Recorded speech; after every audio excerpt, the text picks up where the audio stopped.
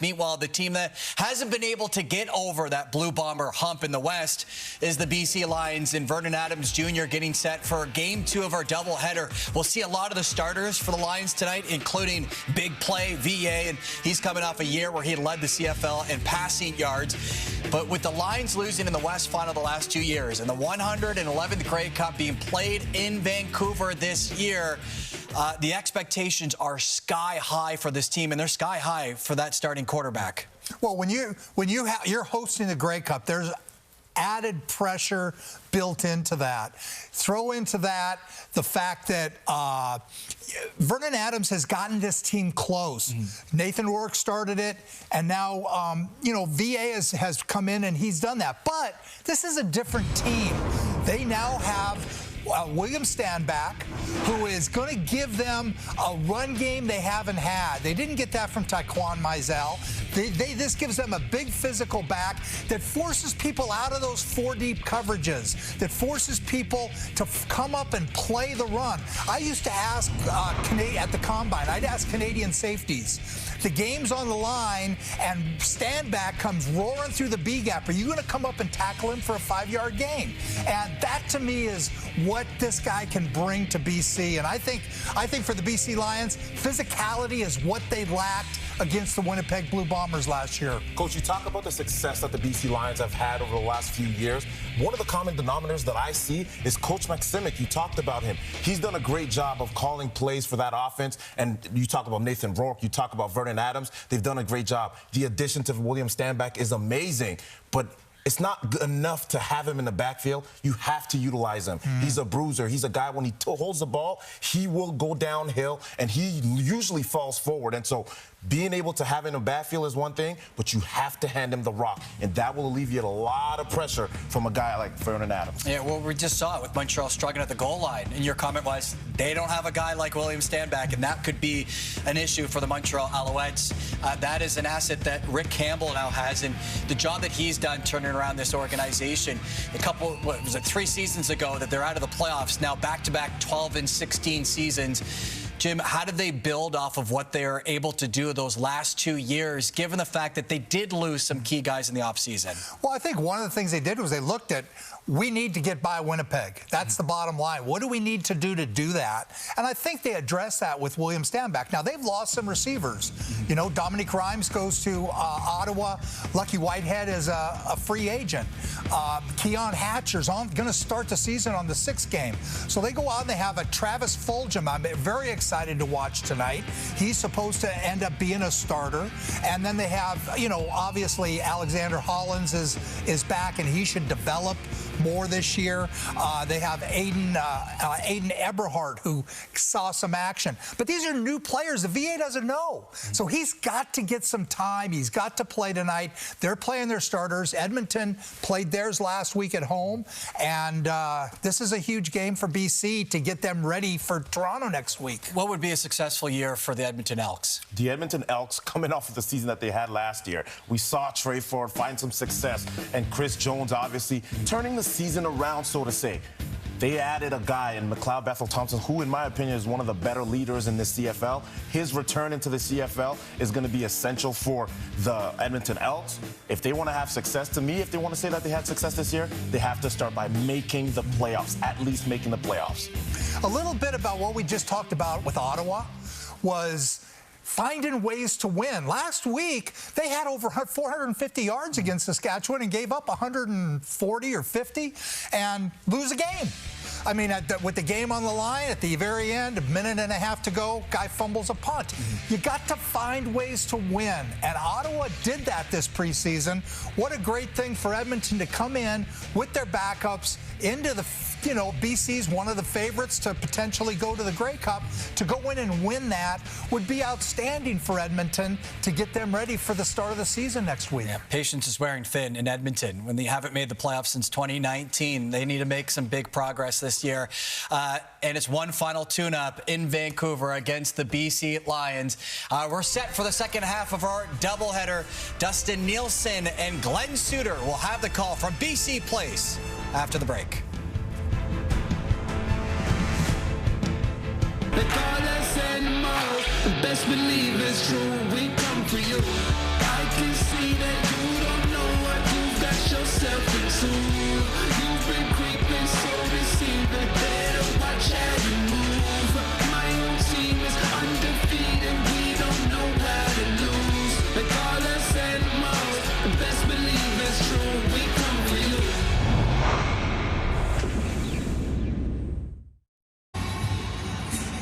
Welcome to beautiful Vancouver, British Columbia, home of the 2024 Grey Cup.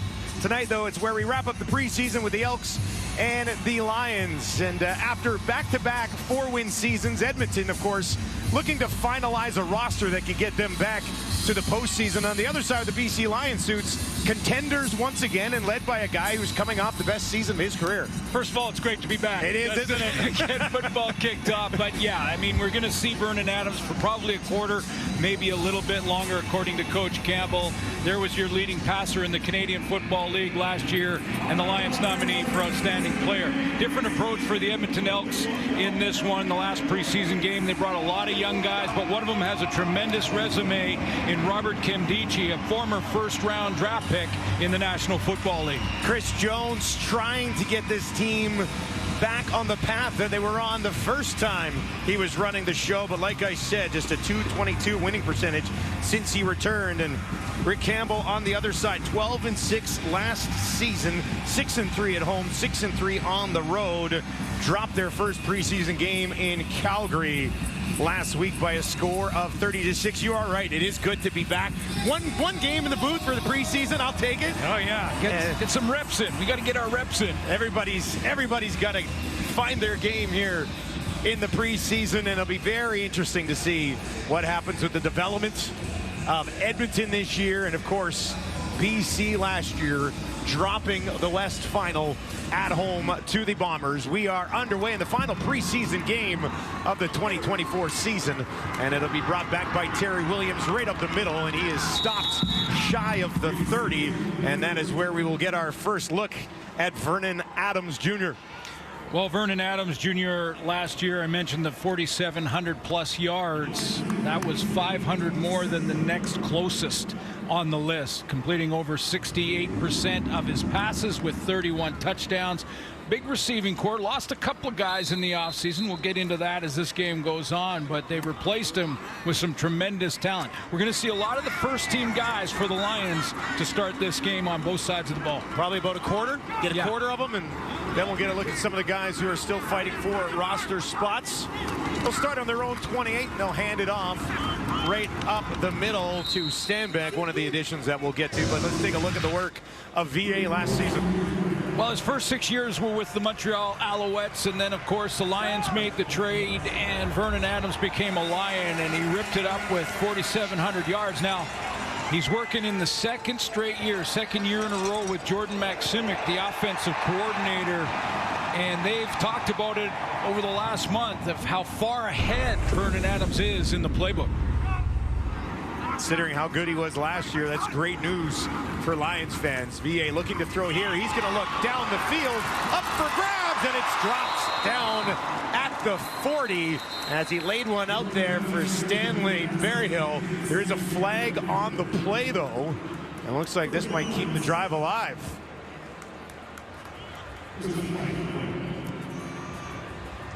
Berryhill's jersey's been ripped kind of off the shoulder pads.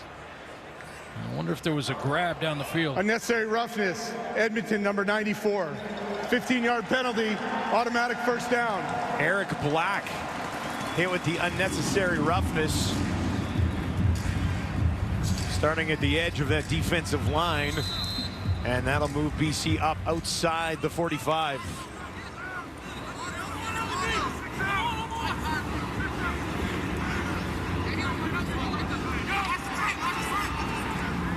Justin McInnes in the slot to the right of Adams. Looks to his left, throws to his left, out into the flat. He's got a completion and a first down on the far side to his fullback, David Mackey. Let's take a look at the journey for Vernon Adams Jr. Last year with the Lions, there's his close to 5,000 yards passing. Didn't play the full 18-game schedule, but then you look at the years in Montreal, 2019, just knocking on the door of 4,000 yards there. but he is the man here in Vancouver, no question. Team really excited, and so is the fan base about what he might be able to do this year. Not crazy to think that 5,000 yards is within reach of Vernon Adams. Down the field here, a little bit of contact. No flag on the play there, and that will bring up second down. A couple shots to Stanley Berryhill of Arizona. Small receiver with good speed. On the active roster last year with the Detroit Lions briefly, and the journey coming through BC. Couple shots deep to him out of the gate. Vodrick Bynum made the play there defensively. Starting at halfback for this Elks defense. VA now over the middle down the field, and that one is completed and held on inside the 30. And once again, following up a big season last year, it's Justin McInnes. Well, I think about Justin McInnes' season last year. I think about just, if there was a Golden Glove Award in football, he probably would have won it last year. Just tremendous hands, and some of the catches that he made routine that were spectacular. Some injuries last season to that receiving core allowed McInnes to get more opportunity, and holy smokes did he take advantage of it, and will be a big focal point of the offense this season for sure. They'll hand it back off to Stanback, takes it down inside the 25. A big offseason acquisition for the Lions to get William Stanback over from Montreal. And you know, Rick Campbell has talked about throughout camp here up in Kamloops that he wants to get bigger up front, more of a power run game, and get that first down production this year. He thinks the West Division all got power backs. Brady Oliveira in Winnipeg, AJ Ouellette in Saskatchewan. I mean, there's some big backs that can get it done. Well, then there's Brown in Edmonton, who had over 1,100 yards. Not technically your power back, but a great season nonetheless. Is another completion for Vernon Adams. This time he gets it to Travis Fulgham, the former Philadelphia Eagle. You know, I know it's the first series, but we're seeing a little bit of that recognition that would come with another year with Jordan Maksimic, the offensive coordinator, just releasing the ball, knowing where to go quickly, getting it out of his hands in a hurry.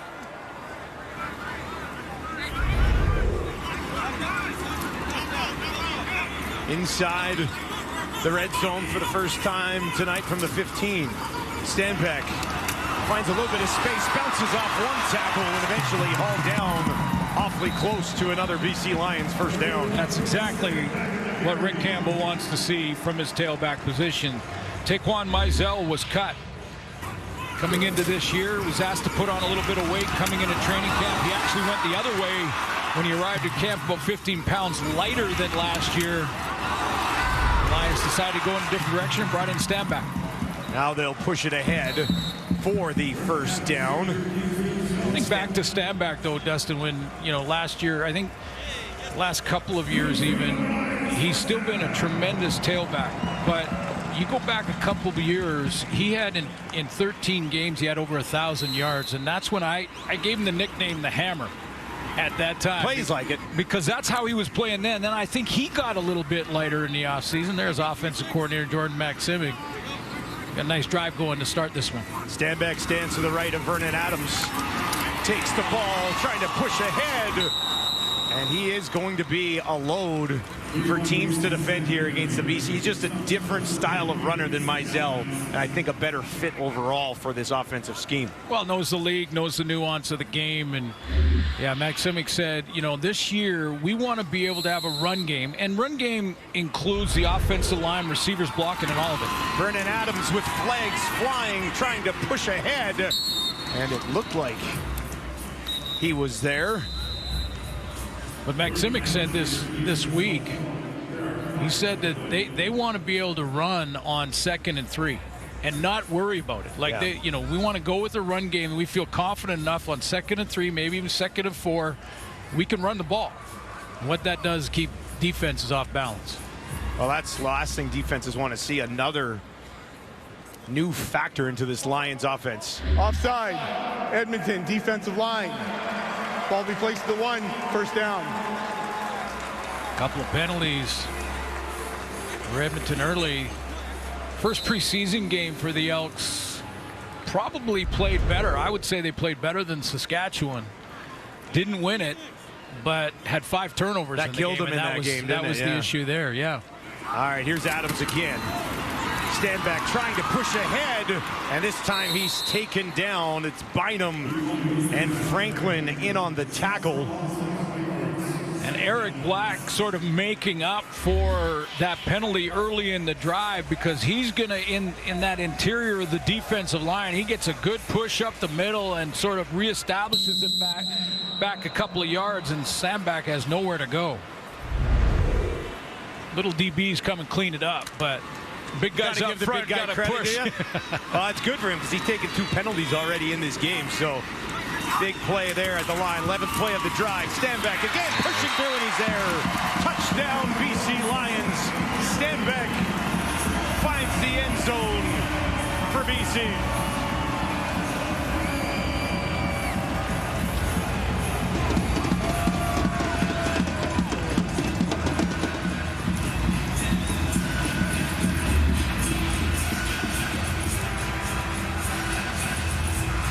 Here's basically the 3 yards McSimmon's been talking about. We get the 3 when we need the 3 from our running game. They got 4 or 5 and 6 points on the board. Going to be a great fantasy pick this year at Stanback. There'll be a lot of touchdowns for that guy.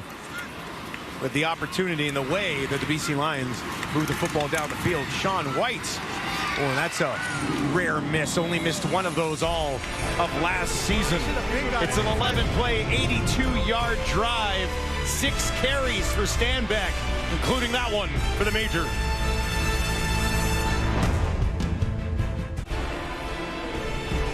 As the preseason wraps up here tonight, we can turn our focus to week 1 with the CFL on TSN. And how about this for a week? And a Grey Cup rematch in Winnipeg to get started. Bo Levi in Calgary against the Stampeders. Riders and Elks, that was a great first game last season. And then the Lions and Argos on Sunday. Can't ask for a better week 1 schedule. Malik Flowers and Jermaine Brown Jr. waiting to return this kick. Near side. And it is Brown who takes it out of bounds. Jared Daggy trying to secure a job on this club. He'll lead the Edmonton offense when we return.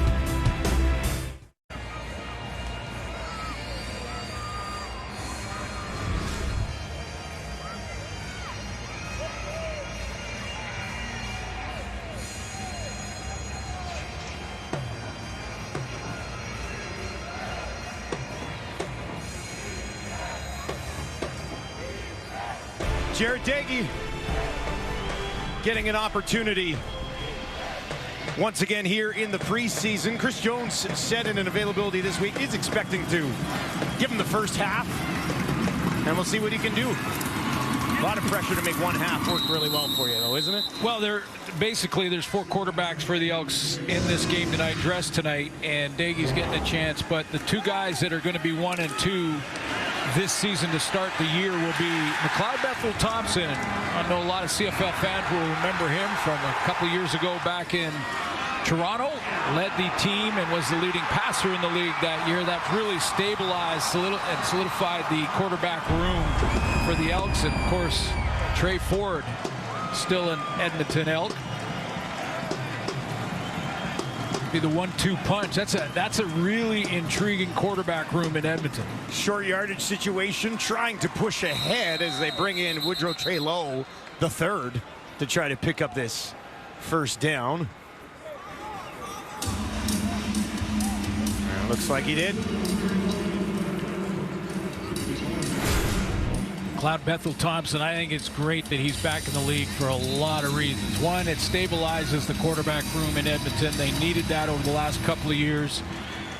And 2, he's just a great football mind to talk to. I mean, he knows there's nothing you can do to fool McLeod Bethel-Thompson through his journey. Been through so many offensive coordinators. He got it done.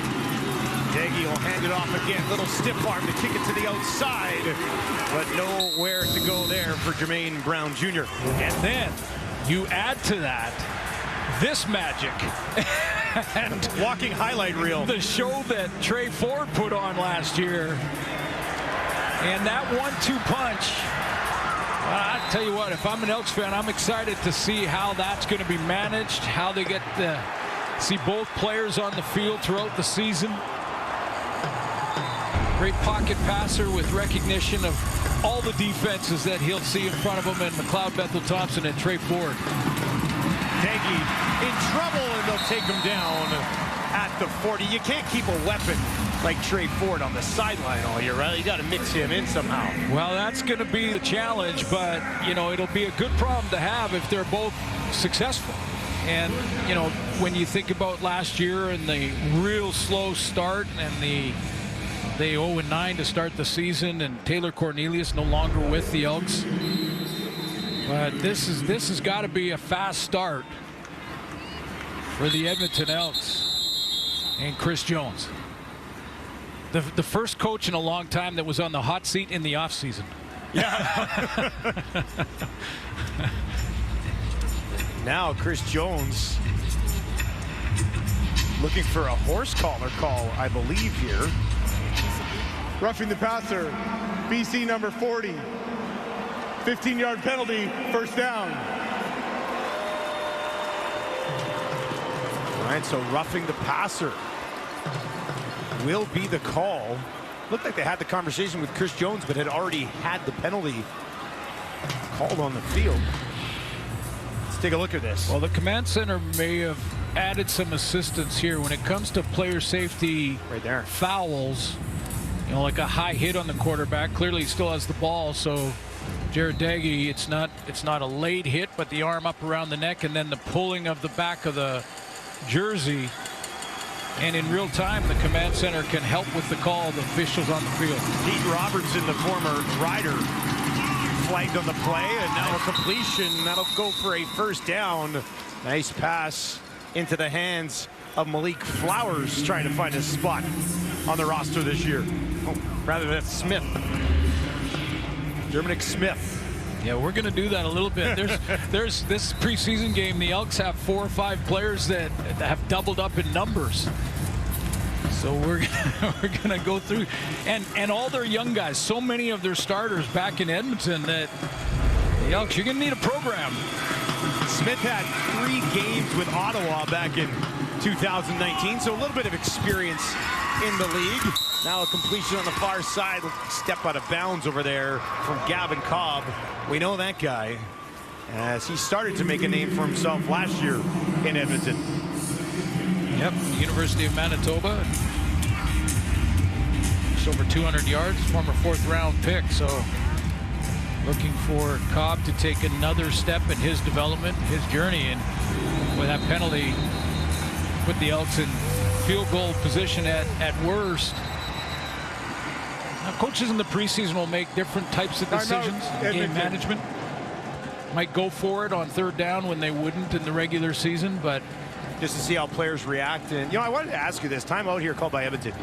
When you have a camp for 3 to 4 weeks, how much stock do you put into the camp? How much stock do you put in a few reps that they'll get in the game? Well, everything's evaluated. Yeah. You know, everything they do on and off the field, every single player, they are looking to see how they lead, how they carry themselves. You know, what's their attitude towards coming out of the practice? How about when they're really tired and the legs are heavy? How do they react there? And then the plays they make when the lights are on game time. You got to see if the stage is too big for some of the players. 2nd and 2, Daggy hands it off, trying to push ahead. That's a pretty good short yardage run by Jermaine Brown. But it's a good question, Dustin, because we've already seen in this game a couple of penalties. Yeah. And, you know, a lack of discipline. I don't think the Pete Robertson was that big a deal. It was sort of one of those penalties that was in the act of making a tackle and the quarterback ducked a bit. But a penalty nonetheless. But if you're undisciplined, that's a quick way to get you cut. 1st and 10 from the BC Lions 31 as Edmonton looks for a preseason response here. Daigie out to his right quickly, has a completion. That's another first down as he goes back to Gavin Cobb. Cobb had 6 catches last week. Caught all 6 targets his way and 2 for 2 in this game too. Well, Jared Daigie got 1 start last year against Ottawa. It was a loss. It went 19 of 33 for over 200 yards and had an issue with the interceptions, but his accuracy's been on, like that play action fake. Got him some time outside the pocket. Started the game 4 of 4, has Daigie for 39 yards. And Edmonton knocking on the door here. 1st and 10 from the BC 20. Now he'll look to the end zone down the far side, and that ball bobbled. Dylan Mitchell fighting for it there. Couldn't get a clean look at it against Gary Peters, the definition of a shutdown corner. Dylan Mitchell wants to have a big year, doesn't he? I mean, he wants to show people that last year wasn't, the first year was more like him and last year was a blip because it underperformed with the expectations going through the roof after that first year. And Dylan Mitchell, I expect to have a big season. Almost challengeable there. Little tug on the shoulder, wasn't when it? you think about that right hand. Gary Peters. Daigie, some pressure in his face, looks to the end zone again, drops it in there, and it's held onto, went right back to Mitchell. And Dylan Mitchell with a major. Edmonton ties it up. Boy, he made Dylan Mitchell go get that one. He put it out there so that not one Lion defender could get close to it. But great recognition, steps up in the pocket nicely, and a strike to the outside. Good start for both offenses. Both of those drives penalty aided, but great execution. Daigie, 5 of 6 for 59 yards and a touchdown. And this one pushed wide right. Preseason for the kickers here, obviously, as well. It'll be brought out by Williams, looking for a block, and he got it. Now he'll cut it to the middle, and they'll try to track him down. Finally, they get there. Dylan Mitchell, 4 touchdowns last season. He's got one here in the 2024 preseason as well.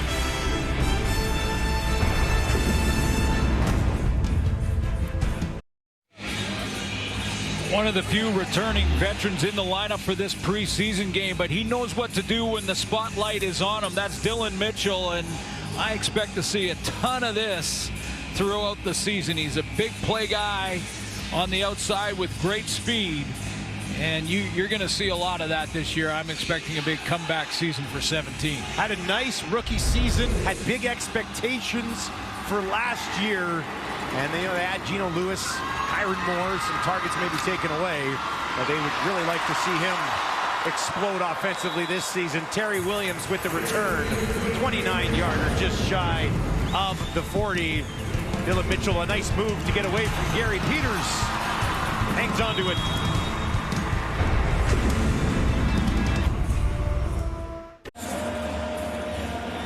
Marlo-Sean Franklin, one of the guys fighting for a spot on this team. For more on his story, let's send it down to Chantel Chan. Yeah, Marlo-Sean Franklin Jr. is having a full circle moment tonight because in 2019, he suited up with the BC Lions and he was playing against Edmonton. Now, he found a home with Edmonton last year, but he said that he has no hard feelings against BC, that he finds the game self-motivating because he's familiar with BC plays. He loves to play here, but he's more focused on his game. He said his goal is to play a full season. Last year in the first preseason game with Edmonton, he ended up breaking his hand, and he said he feels great, he feels healthy, and he just wants to show out this year for Edmonton. Guys. One of the names to watch for sure. Chantel, welcome aboard as well. Yes, absolutely. Welcome aboard, Chantel, the football crew, the CFL on TSN, and I'm just wondering, what song Chantel is working on. Well, 50 Cent is going to be opening up for the BC Lions, so I might hit you with some In the Club or something like that. Love it. Here's Adams under a little bit of pressure. Look at that footwork, trying to escape. Will they get him from behind? They do. Ball pops loose, but I think it came out when he hit the ground, and they will blow it down just inside the 35.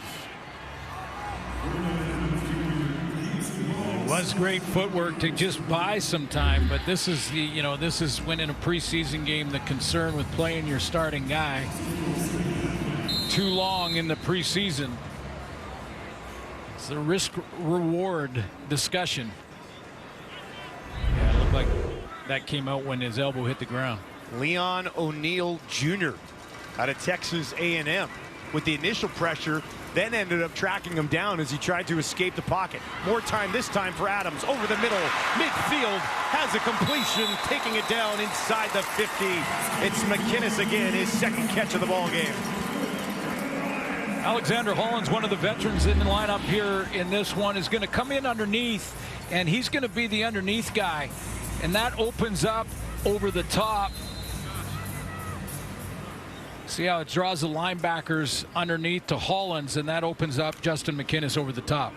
28 yards to McInnes. Takes them down to the Edmonton 48 for a fresh set. 3 options to the right for VA. This time he'll hand it off. Stand back right up the middle. And he's wrapped up and taken down at the 45.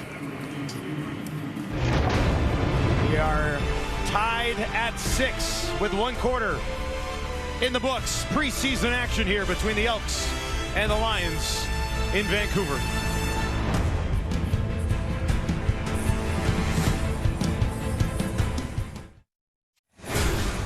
Welcome back to Vancouver, everyone. Elks 6, Lions 6 through the first quarter. And Vernon Adams, you like what you see so far? Just how much more do you see of it?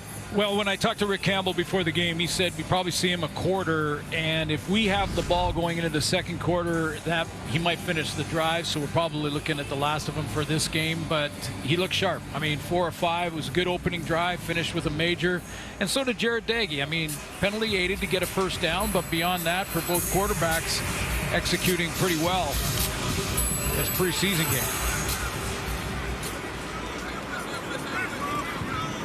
Second down is where we will start this second quarter. 2nd and 7 for the Lions. William Stanback with a touchdown on their first possession of the ball game. Adams over the middle again behind the intended target, and that falls incomplete. Looking for Travis Fulgham. Take a look at the one thing the Lions, or not the one thing, they did a lot of things good in 23, but passing the football, very efficient. First in the league, over 300 yards per game, and that's why Jordan Maksimic wants to add more run game to that offense, and that's where Stanback comes in. Yeah, at times last year, it seemed like when Mizell wasn't going early, they kind of get away from it. Now with Stanback, it's something I think you can stick to a little bit and maybe have a little bit more patience with the run game there as well. Well, again, we're going to see a couple different quarterbacks tonight for the Edmonton Elks. Jared Daggy gets beginning of the second quarter anyway. We may see a little bit of Cole McDonald in short yardage. And you will see Malik Henry, according to all reports coming out of Edmonton, that we'll see a little bit of Henry, number 16, and Cole McDonald out of Hawaii. Good surfer dude there, man. Hey, see those locks? I'm not really a surfer type. I was in San Diego in the off-season with the kids. We took them down to SeaWorld and Legoland and stuff. And we went to the beach one day and was watching people surf. And my God, what a talent. I went to Hawaii, MVP in 2019 with that team in this conference. And I think the battle here is for number 3. We take a look at what Chris Jones is looking to rebuild, and I think when you look at that left side column, they've done a nice job in the offseason. Curly Gittins has worked with McLeod Bethel Thompson, great chemistry there. Javon Leake, we know what he did in Toronto, and Herji Mayala, who led the Elks in the preseason against Saskatchewan last week. Yeah, he caught all 6 balls thrown his way last week. Flag here as Mitchell comes back to the ball, trying to escape Gary Peters. He will not, but there is a flag around the 31. It was in the secondary.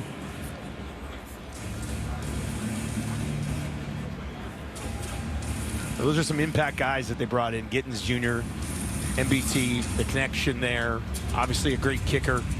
And then considering the return game issues that Edmonton has had. Now, they got one last year. Actually, it was Deontay Alexander who just caught that pass a few plays ago.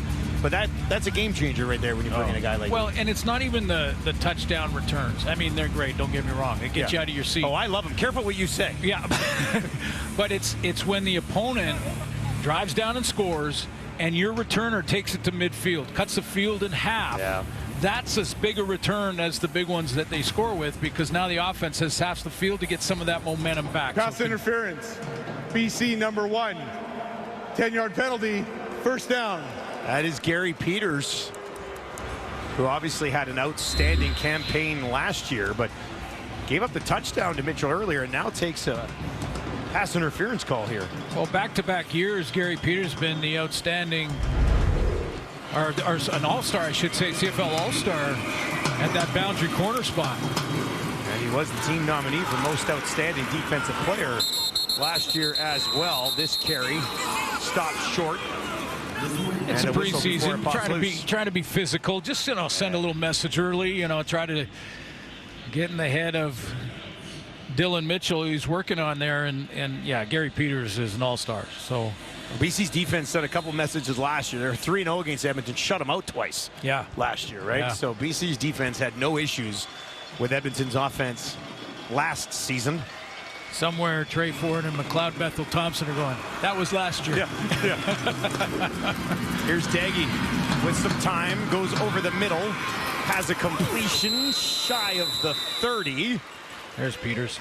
And he goes back once again to Germanique Smith. Yeah, Gary Peters stepped up to make a nice open field tackle on this crossing route. All the way across from the left side of the formation. Daggy hits him over the middle, and then big tackle there to hold him short of a first down. Second catch of the game for Smith. Not enough, though, and it'll be booted away.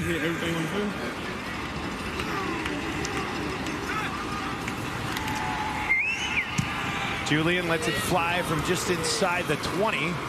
Hustling back, corralling it just outside of the other 20 is Berryhill, and he's looking for some room on the far side, and he's got some room.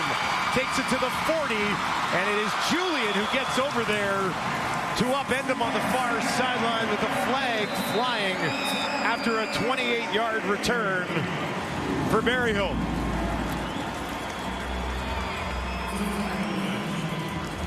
That's what's great about preseason football, is that a couple of these young guys are going to jump off the page. They're going to make some plays and get you excited about newcomers coming to the league. Stanley Berryhill with one of those moments. Unnecessary hit. Edmonton, number 7. 15-yard penalty. First down. Take a look at the changes for the BC Lions. Coming in is Jake Dolagala, William Stanback, who we've talked about, Deontay Evans in the secondary. We'll get to Christian Covington. When you look at the receivers they lost, Lucky Whitehead, Dominique Grimes, that's where Berryhill has a chance to make the lineup. That was a good return. It worked from the Edmonton 46. Adams with the handoff to Stanback for a short pickup on first down. You think of a Lucky Whitehead kind of guy, like a guy who can take the top off of defense when he's on the offensive side, but also can return kicks. I mean, Berryhill's just 5'9", 182. He's got that speed to the outside, versatility where he can play offense a lot of different spots and also be in your return game. Signed him in January, 26 years old. Some time in both Atlanta and Detroit in the NFL. And trying to find a spot in what should still be, even with the losses. I mean, more chance for McInnes. Eventually, they're going to get Hatcher back, who one of, if not the best receiver in the entire league the last few years. So try to find a place in that rotation. Don't forget Javon Katoy, Alexander Hollins in that group. They're loaded. There's no doubt about it. Here's Adams near side, reaching up. There he is again. Nice. They're waving it off. Oh, I thought he had it. Excellent effort, nonetheless, from Berryhill. It's coaches call it like flashes. They show flashes. Nice little inside waggle. Back to the out. Boy, it looked like he had it and survived the contact with the ground. Then it came out after. I'm not sure if Rick Campbell might want to take a look at this. Like, he has it there. He's got his arm under that. Rolls. Is not down by contact yet. And then the ball comes out. That looks like a catch, doesn't it? Well, the moment he's touched, he's down.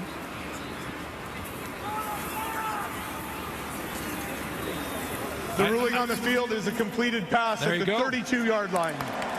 Again, no challenge needed because the command center is going to help in real time when they can in some of these calls. And here is just a spectacular catch. You know, whatever team you're cheering for, you want to see the spectacular stay. That was a nice one. Takes him down to the Edmonton 32. VA immediately rolling out to his right. That's where he throws. And he's got another completion right back to Berryhill. And they're targeting this guy, getting him involved, seeing what he can do, and he's passing the test. Well, part of being targeted is that you're getting open. You know, you're getting outside. This is a roll that gives Berryhill a little bit more time in his route, and he was patient there. Opened up on the sideline for Vernon Adams Jr., and he hit him. Berryhill to the sideline for a breather. They'll bring in the fullback, David Mackey. Stand back, stands in behind Vernon Adams. VA fakes the handoff. Now he's going to look towards the end zone. Drops it in there. Who else? Alexander Hollins. His first catch of the game is a touchdown for BC. Okay, I think we've seen enough of Vernon Adams. What do you think? I mean, it's not up to us, but, you know, that throw was bang on. I mean, you cannot throw that corner, that deep corner, any better than Vernon Adams Jr. just did it here. A little play action fake that holds off the rush for a split second, and watch him drop it over the shoulder of Hollins. He doesn't break stride. Perfectly thrown ball from Vernon Adams. 7 of 9 for 116 yards and a touchdown. Sean White knocks it through this time, and BC goes on top 13-6. Just 4 plays, 46 yards, 1 excellent dart to Hollins. Well, you're not going to get a lot of opportunities in the preseason, so when you do, you got to take advantage of them if you're trying to win a job, and Stanley Berryhill doing just that. Yeah, you asked me just moments ago, what do you do in a short training camp, and what do you do to make the team? Well, when you get your opportunity, do this. Do this. He moved that ball down the field. Adams not hesitating to find him. And then, of course, a touchdown at the end of the drive to Hollins. Now a return cooking the other way. Good hard return there from the running back, Jermaine Brown. Yeah, you mentioned Kevin Brown didn't make the trip. A lot of starters for Edmonton didn't. See another. But Jared Daggy will get the first half possibly here. I've heard that we'll see Malik Henry out of Nevada, quarterback as well, as they would try to win that number 3 spot. Cameron Peoples in at running back right now. 4 receivers out to the right here for Daggy. That's where he goes. He'll try to set up a screen. Has a completion. Nowhere to go after it as he goes back to Jermanique Smith again. Team leading 3rd catch of the game for Smith. For all these players, the other thing is if you don't make this current team that you're trying out for, you get on film and everybody else can see. Well, it's video now. Back in the day, it was film. Daggy down the field, far side. That's knocked up, defended well on the far side of the field by Ciante Evans, the veteran who was brought in this year for the Lions. 17 career interceptions for 17 as he starts this campaign with the BC Lions, and he's all over top this corner route. Trying to go back to Smith again, his 4th target of the ball game. 3rd and 9, and they'll kick it away to Berryhill again. Julian from the 32, towering kick, finally drops in at the 10. Returned back to about the 19 and no further this time around. BC Lions on top at home.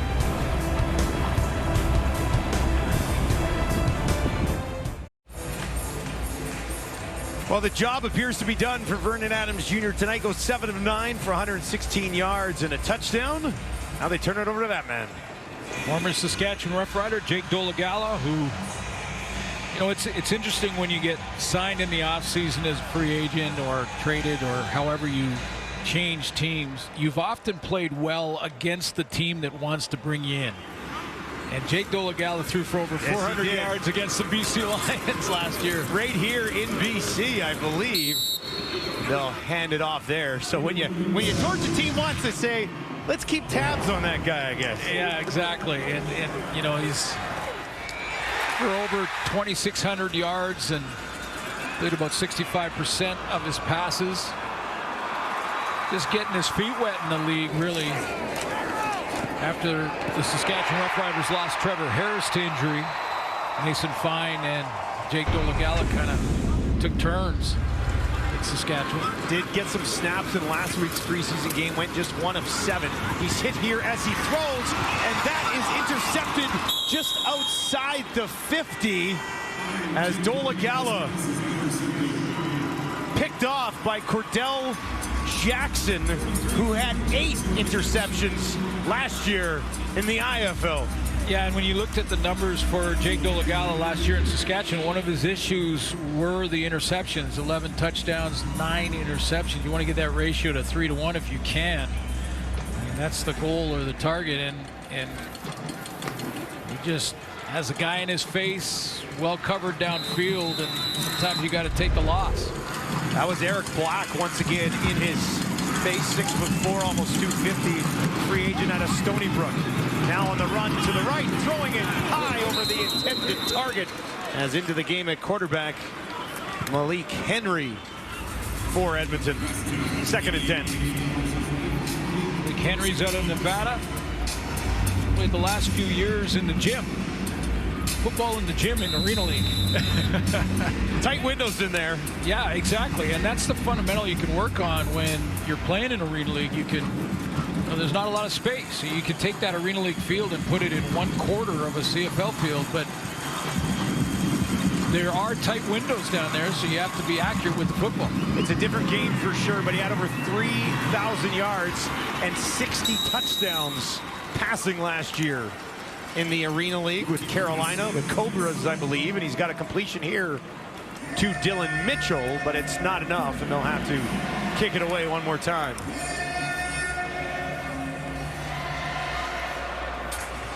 "25 years old, Henry, part of the Last Chance U television series as well.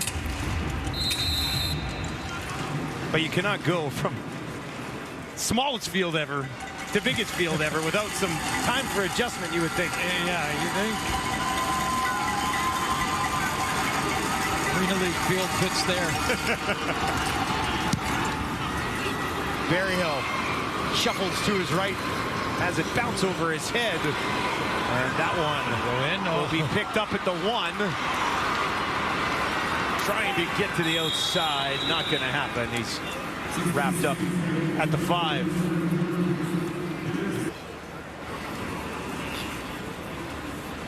One of the part of the evaluation when you're evaluating a quarterback will be No yards. Edmonton, number 98, 15-yard penalty, 1st down. will be how he responds after a mistake. Yeah. You know, and that's, even though there is some film and some experience for Jake Dolegala under his belt, Jordan Maximic and Rick Campbell want to see, okay, threw it, probably should have hung on to that one and taken the loss, but don't worry about that one, let it go, let's see how he responds in the very next series. The series begins on the Lions 16 after the no yards. Gets it away. Almost intercepted again by the same man, Cordell Jackson, the ball hawk. He would have been gone on that one.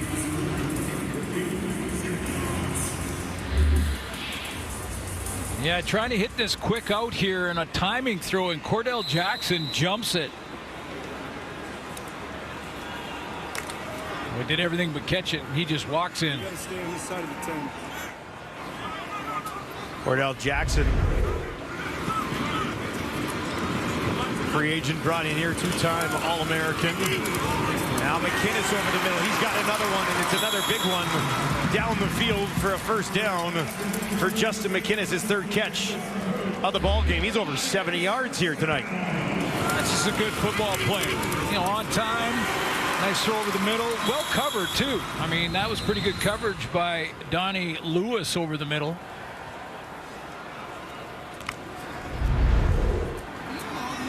Newcomer of Tulane, just a good all-around football play. 20 yards to McInnes, 1st and 10 from the BC 36 for Dolegala. And he's got a completion to Javon Catoy. Catoy getting involved for the first time today, and Dolegala starting to string a little something together here.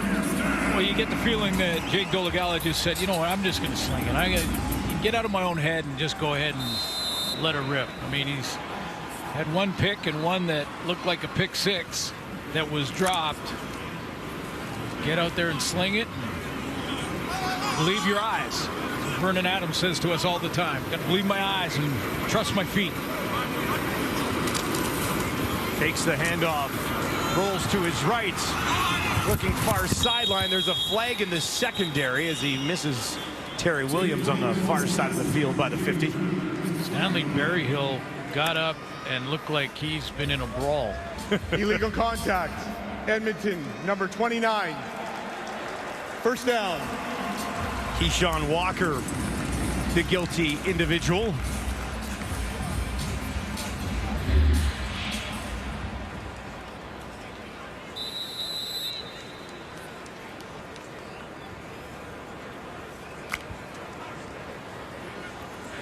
At the left side of your screen. Yeah, there, looked sorry, like I got Justin McInnes at the top of your screen, 18, not 16. It was at the other side. Down to the 52 here. Dolegala this time will hand it off, trying to kick it to the outside. Jordan Terrell, and he's got a first down inside the 40.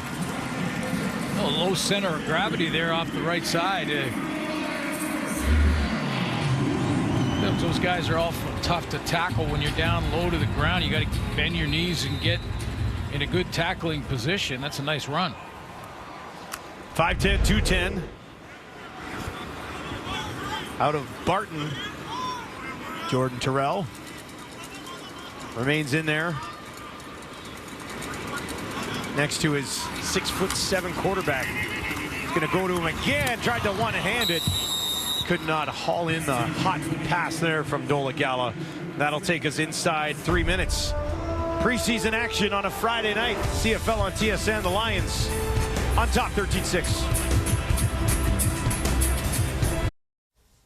Coming up at the half, more on Vernon Adams Jr. looking good going into week one. And the guys will pick the game that they're looking forward to the most to kick off the regular season. And it's not the rematch of the Grey Cup. You guys sure? I know exactly what I want. Dustin, Glenn, back to you. Seen that one. Wow. Bizarre answers from the panel, I guess. And welcome to the panel from Mwamba. Ah, yeah, nice addition again. CFL Absolutely. and TSN. Dolegala, nice sidestep. Now the big fella's going to take off. All the way down inside the 25. You don't see it from him often, but it's impressive when he does it. Yeah, no, he can do it. You know, he rushed 26 times last year, and he can do it, and he will do it. And, you know, this is important reps for the Lions, for their coaching staff. Every team's got to make some tough decisions in the next couple of days and release some real good players. But the BC Lions are looking for a number 2 behind Vernon Adams Jr., who looked good in his reps here tonight. But between Dolegala and Chase Bryce, they got to find who's going to be number 2. Down to the 22, now out into the flat. Terry Williams gathered it, stumbled getting up, and then was popped for a loss. Appalachian State, Chase Bryce, 6'3", 235, was 10 of 16 and 128 in their first game against Calgary in the preseason. And, you know, between Bryce and Dolegala, it's a battle for that spot behind Vernon Adams Jr., although Dolegala's got the edge. 2nd and 12 now. Wants to move it quickly. Takes his second read and guns it over the middle into the hands of Berryhill. He's got that jersey back in place for now. Dane Evans retired in the offseason. Was a backup last year.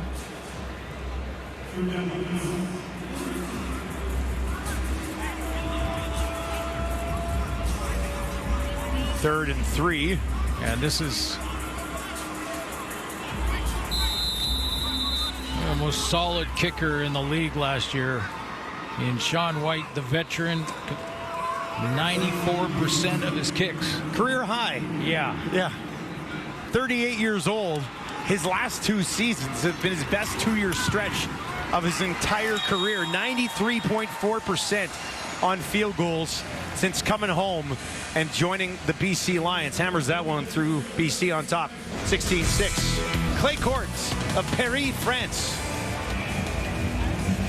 93 seconds remaining here in the first half.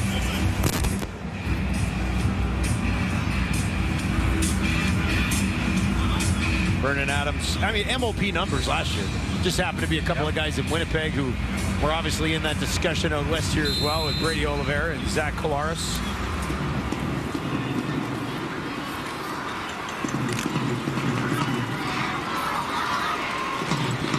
Another look here now at Malik Henry. 3 receivers out to his right, looks to his left. Now on the delayed handoff.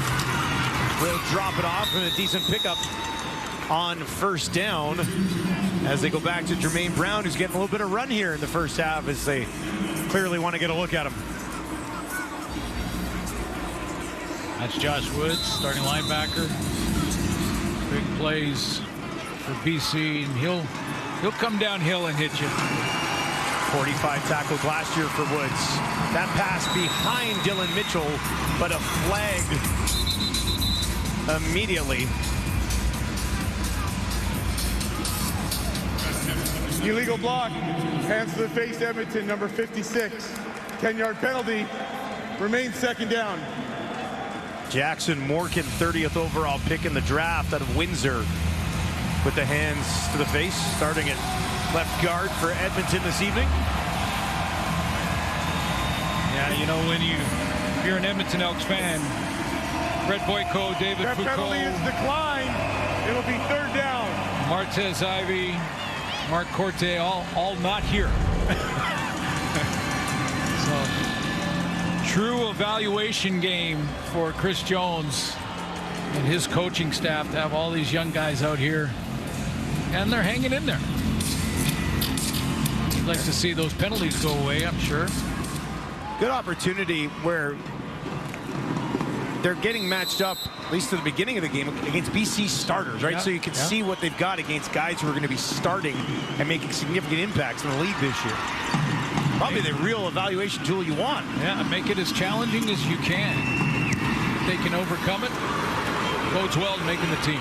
This kick bounces at the 29, backwards, and then out of bounds. No chance for Berryhill on the return this time. Rick Campbell told me, too, before the game that everyone on the roster for the Lions tonight are going to see the field. They're going to play. He's got to make some tough decisions, too. Real happy with his Canadian content this year. Thinks his Canadian DBs are as good as he's seen in the league, is what he told me. Oh, wow. In his time in the league, and he's been here a couple of decades, Rick Campbell. Again, there's some flexibility there when managing the Canadian ratio. Still plenty of time here for Dolegala as we near the end of the opening half. Far side, that one up into the air, was looking for Terry Williams again, but Kyle Cass on the far side makes the play on the ball. Now, the one guy that I'm real excited to watch this year in the league is Javon Catoy, and just for the Lions offensively to have the former Langley Ram back, and just I think last year kind of a breakout season, just shy of 1,000-yard year. I think he can blow the top off 1,000 yards if he's used and stays healthy. 57 catches last year. Everything he did last year, career highs for the big fella. Now this is caught at midfield and taken for a few more as they get it to Travis Fulgham. That's his second catch of the ball game. Yeah, at Old Dominion, and he runs a nice dig route. Remember, he dropped one earlier. See that little outside fake, patient on coming back and around to the middle and to that hash mark. Dolagala hit him. 4-touchdown campaign with the Eagles back in 2020. Dolagala gets that one out quickly as well. And that time, he used the far side of the field to get it to Jeff Cotton for the first time today. LA Chargers practice roster out of Idaho for Cotton. Tackle was made by Tony Jones from Texas Tech. 20 games played in his career so far with Edmonton. Dolagala leading the receiver there, and Terry Williams is able to lunge ahead and catch it. And Dolagala moving the ball very well and quickly here in the final minute. Yeah, he's using the clock nice, good clock management, showing a little bit of that experience gained from his starts last year. Down to the Edmonton 32. Clock ticks inside 20 seconds. Dolagala with the pressure coming. Hit as he throws. Has a man near side. Berryhill. And he's able to step over and out of bounds. Tough throw with pressure in his face. This time, where that pressure came from. Right off the edge. Blitz coming off that corner. Brendan White, the Elk defender. Dolagala 8 for 12, 101 yards. Good chunk of them here in the final 60 seconds. 10 seconds to work with now. Dolagala heaves one up towards the end zone. A flag on the far side of the field as he was looking for Fulgham, working against Kyle Cass, who I think has taken the penalty here. Well, this was the strategy. Take a shot on the fade route. Illegal contact. Edmonton, number 45. Half the distance to goal.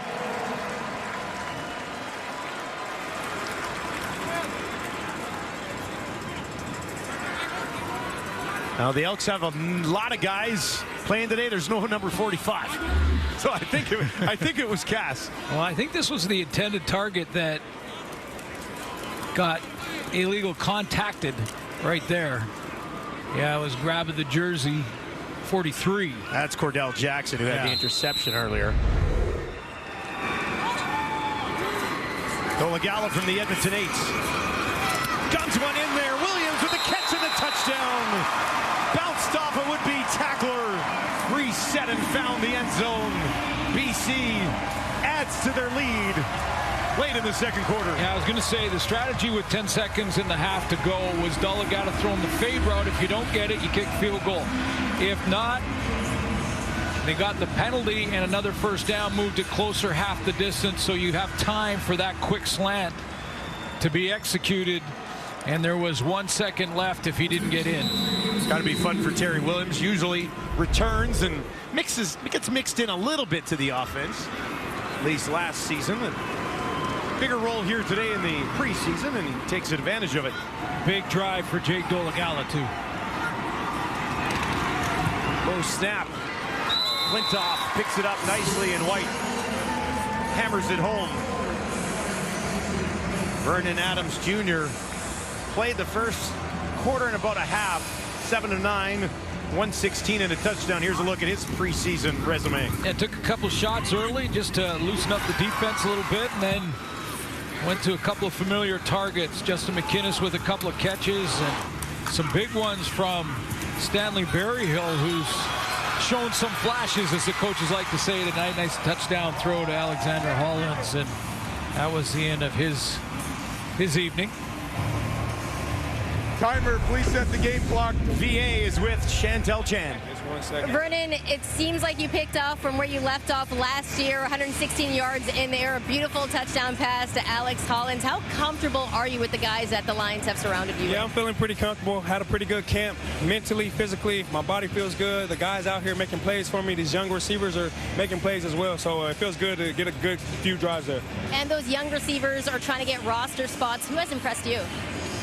You know, that's on the coaches, you know, to make those decisions, but I think they're doing a great job out here. They had a great camp. Our offense is not easy, you know what I'm saying? So they're doing a great job staying locked in and doing what they need to do. Appreciate your time. Yep, thank you. God bless. Go Lions. All right, there you go. That's Vernon Adams. Look good tonight. You've added a second back to the clock. So both teams are back out here, and they're going to kick things off. As Flintoff lets him fly. A little bit short kick here.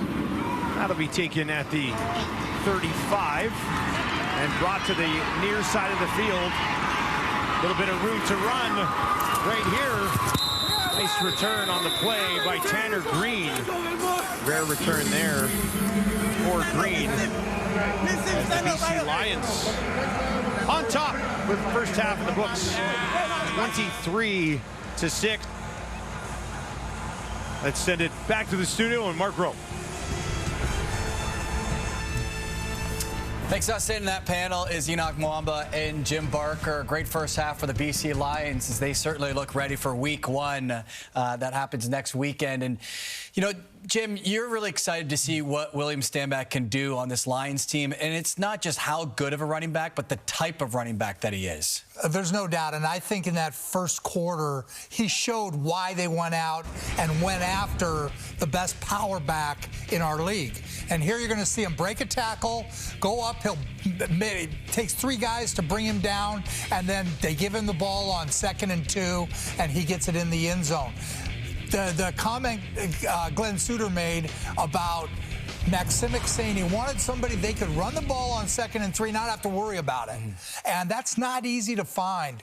Stanback is one of the few guys, that's what he does well. So they've needed to become more physical. They needed to become bigger. I think on defense, they look a little bigger on defense to me. That's what they need to catch Winnipeg, and that's what this is about for them. They can play as great as they want during the year. If they can't beat Winnipeg in the playoffs, it's all for naught. Coach, if you look back at the last couple of years, this team, if there's one thing that they've been missing, and you talk about how close they've been to Winnipeg, one thing that they've been missing is a running game. And having William Stanback adds just that dimension to the game and makes Vernon Adams that much more lethal. And as a defensive player, I know that if I'm playing an offensive team that has a lethal quarterback like Vernon Adams, I don't want to have to deal with a guy like William Stanback as well. And so that's the challenge that they're going to bring to every defense that they're going to play. And again, you talk about beating the Winnipeg Blue Bombers in the playoffs, you're going to have to run the ball, and that is when he's really going to make his money. You were yelling, get him out of there. And in the regular season, usually that would mean he's not playing very well, but in the preseason, it means you're playing really well because you have seen everything that you needed to see from him. I've seen everything that I need to see from Vernon Adams. What I was really impressed by was his poise, his calm. I mean, this is year 3 on Coach Jordan Maximic offense. He should look like that, and he did. That's all I need to see. Get him on the bench, get him ready for week 1. Are you impressed with how the Lions look so cohesive at this stage of the preseason? I am, with the young receivers, how they fit in, you know, so well. Barry Hill, you know, very quick and does a lot of things, and Fulgham, you know, they've complemented their group. And, you know, they haven't even got Javon Catoy involved. McInnes has had, 70, 80 yards in the first half. So their group complement each other. So I think give their personnel, Neil McAvoy and that crew, Ryan Rigmaiden, the credit for putting together a group that in there, I mean, like I say, this is their first game really playing together with VA, and they just seem to be so complimentary of each other. All right, the BC Lions will kick off the regular season against the Argos. Is that a game one of you two will pick as you look ahead to week 1? We'll have that after the break. Lions up big after 1/2 against the Elks.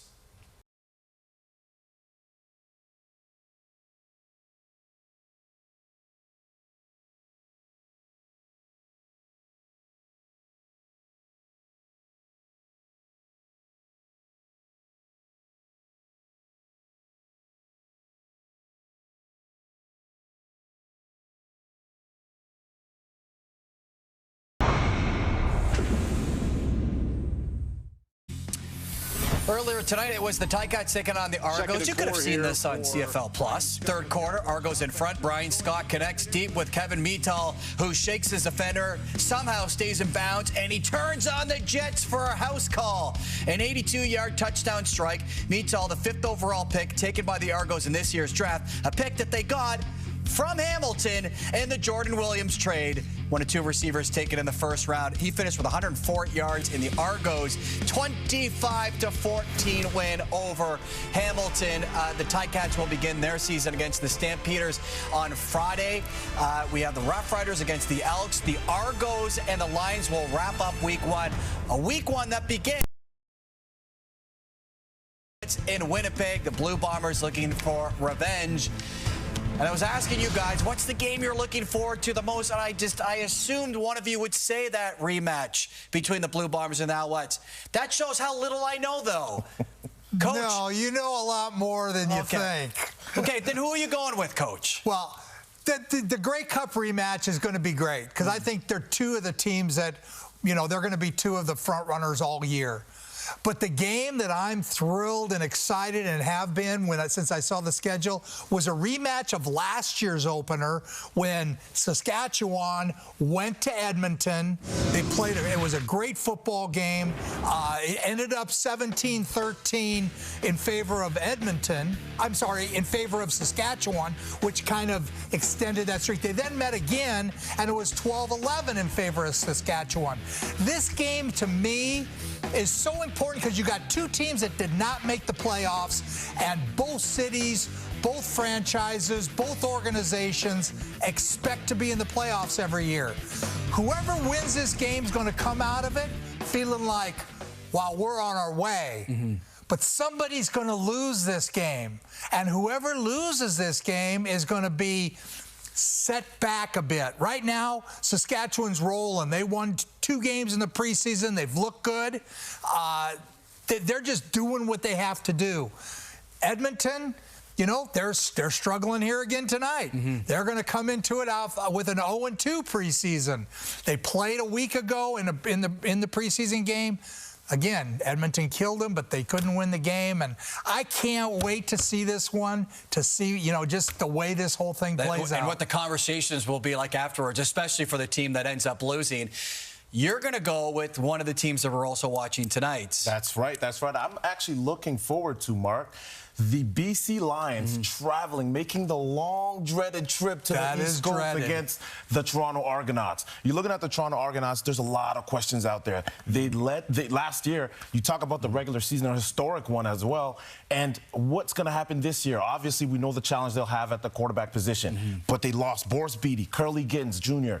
You talk about Javon Leake as well. Enoch Mwamba. Guys. Oh, well, me too. Huge loss. All champions that have gone out of that locker room, what is going to happen in that game? And we gained a champion. So it just made our team a little stronger here at TSN. All right, looking forward to week 1 of the CFL season. Meanwhile, in Vancouver, in the final dress rehearsal, it's been all lines. Vernon Adams Jr. and William Stanback leading the way early on those drives as they're up on the Elks. We get ready for the second half.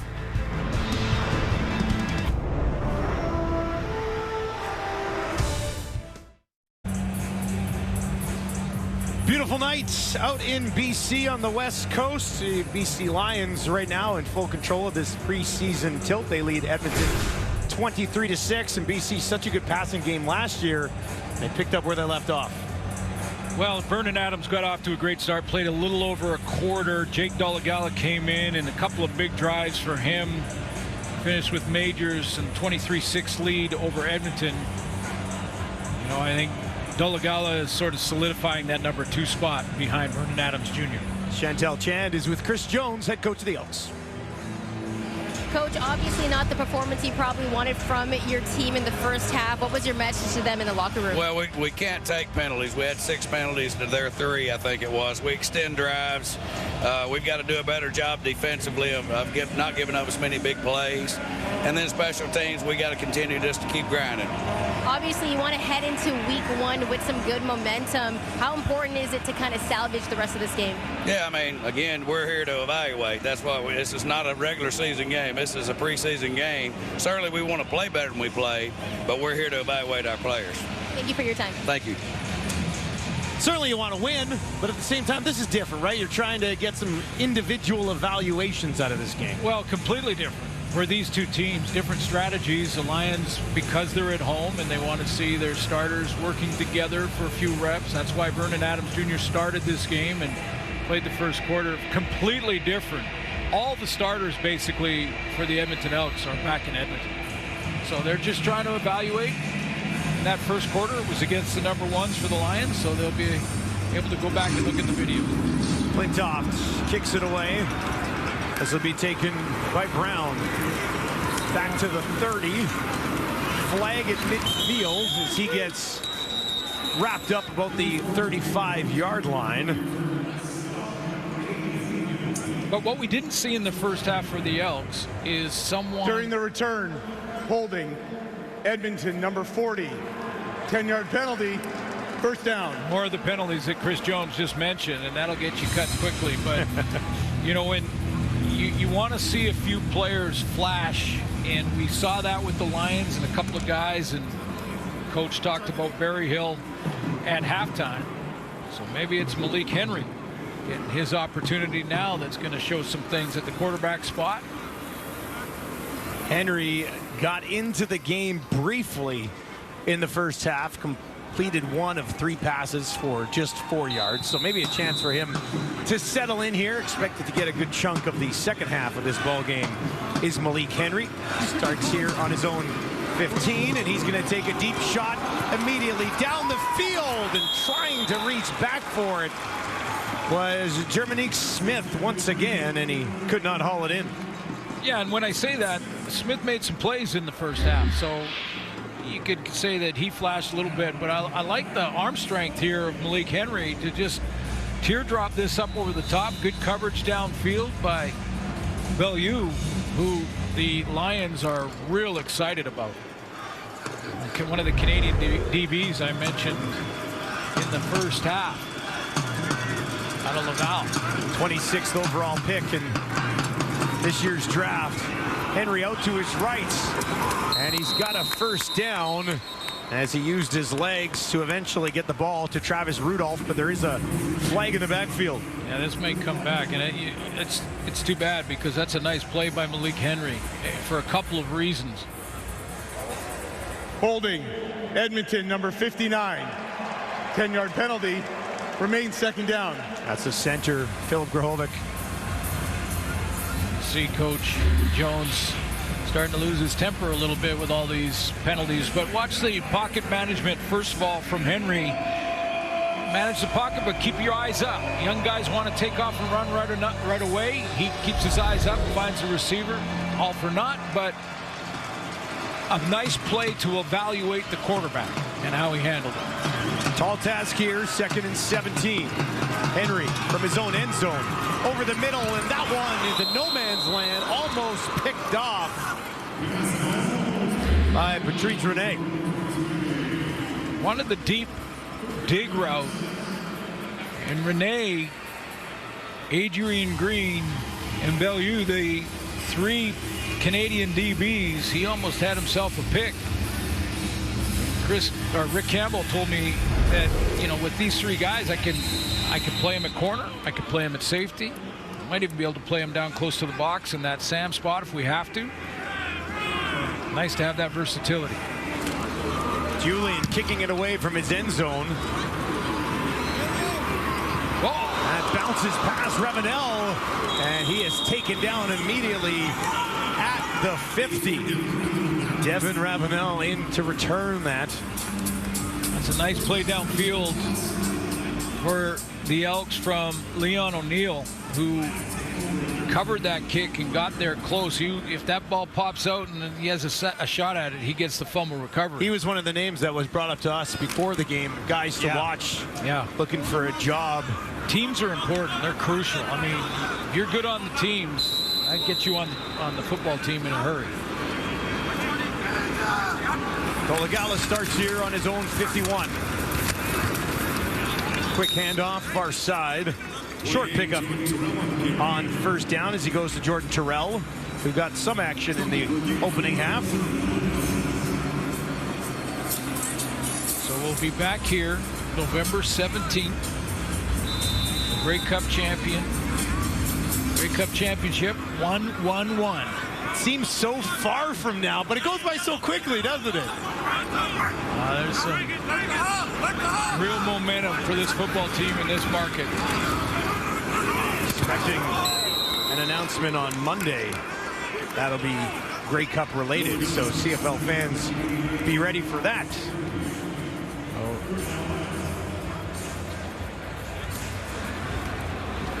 Former Saskatchewan Rough Rider DC now working with Chris Jones, and he will call the defenses. Chris Jones has done that in the past. I heard Chris Jones during the preseason say it's weird for him to not be calling the defense. You know, usually he's always doing it, right?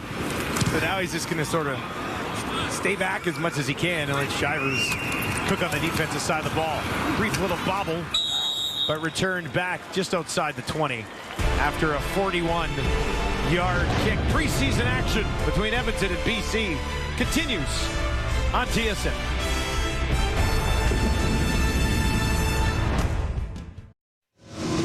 Well, welcome back to Vancouver.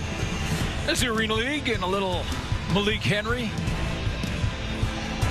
You can throw like 9 or 10 touchdowns in a game in the arena. Yeah, he had a 10 touchdown game. Like I said, though, one of the things that really can hone in your game is those tight windows. Fit it in, not a lot of room to get the ball in there. A nice deep ball that wasn't complete. Just a flick of a wrist on that one, too. There's an arm here for sure. Now he gets it away, and that one on the far side of the field is hauled in for a first down, and that is Travis Rudolph. I like that throw, too, and the accuracy on it, because it threw Rudolph inside a little bit. He almost threw him open. He had a defender on the outside shoulder, and if he leads him out there, he throws it right into the harm's way, but threw it to the back shoulder, the inside shoulder, and Rudolph came up. Rudolph was briefly with the Bombers back in 2020. Henry now on the run, and he dumps it off to Deontez Alexander. He can return. You know he's got speed. Takes it down to the 25, and the biggest play offensively of the game for Edmonton goes for 49 yards. Well, first of all, Alexander can fly, and we've seen that in the return game for the Elks. So he gets this little short crosser, and he takes off with it after that. He's got the mail now, and he's gone. But I also like the throw moving to his right after play action and being that accurate on that throw back across the middle. Ronald Kent Jr. with a touchdown-saving tackle. Takes him down to the BC 26, though. Flags fly here before the play can get off.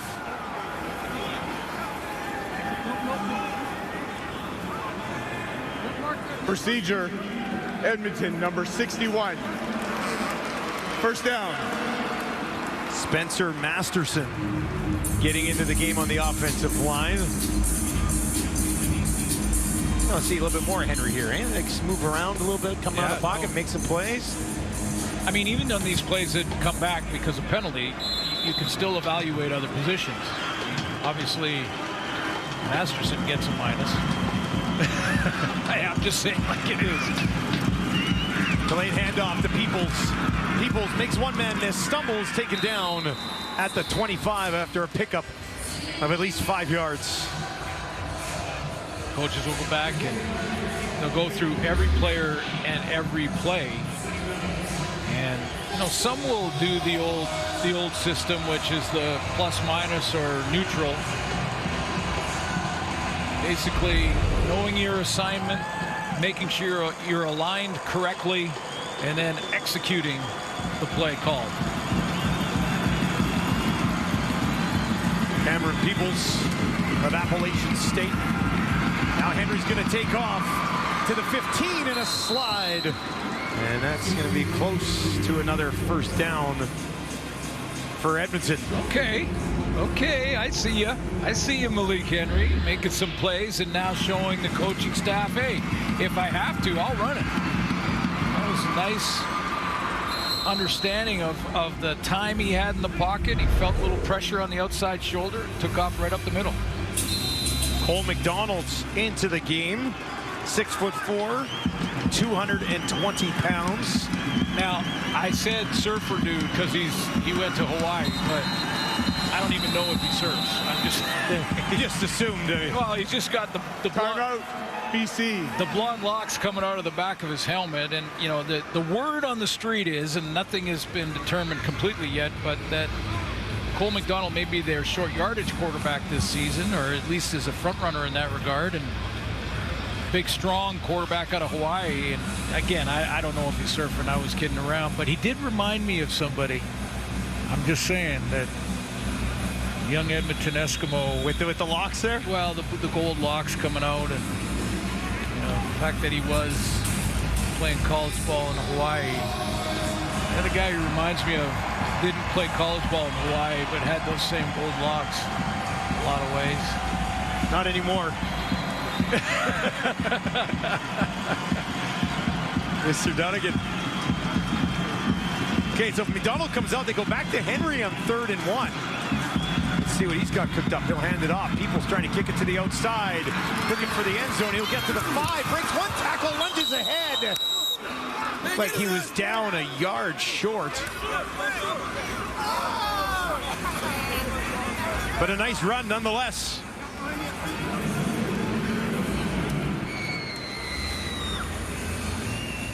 Changed it up and took the short yardage team out, went back to just their heavy offense on Peoples off the left side, and it was a one-on-one with DB Ciante Evans.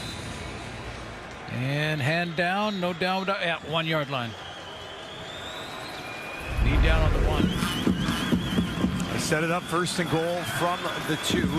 Henry looking to lead a touchdown drive. They'll hand it off again, trying to push his way in as Peoples, but he's denied at the 1. And they'll reset it and do it again. And McDonald now trots back out onto the field at quarterback for Edmonton. And when I look at that, I looked at that replay. It looked like he went down. His knee touched the 1 yard line. And they put it on the 2. That's where they marked it.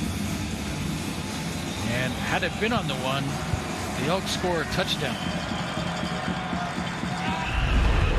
But he may have stepped out at the 2. McDonald, short yardage, 2nd and goal from the BC 1. Looking to push it ahead. Flags, though, immediately as that ball is snapped. Never had a sniff of it, and they'll sort through some bodies here.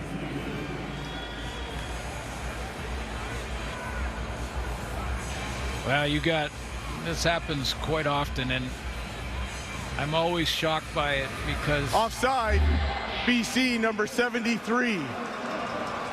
I'm always surprised by it because anywhere else in the field, okay, you might not be able to see exactly what a yard off is, but with that big stripe there, you really should know when you're down on the goal line. Just keep your hand on the stripe. 1st down. 2nd time that happened today was on the other side earlier with Edmonton. Big white stripe right there. 10th play of this drive. McDonald looking to finish it.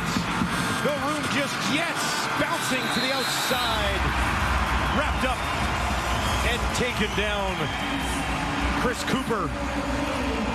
Ronald Kent working on it together. I remember correctly last year, this was a bit of an issue for Edmonton early in the season when they started out so poorly and troubles down on the goal line, finishing drives, and very first game of the year against the Riders in Edmonton. Well, I'll tell you something. That's a heck of an effort by Cole McDonald. He was 1-on-3 there and almost got in there, but Ryan Phillips, young defense, held him out.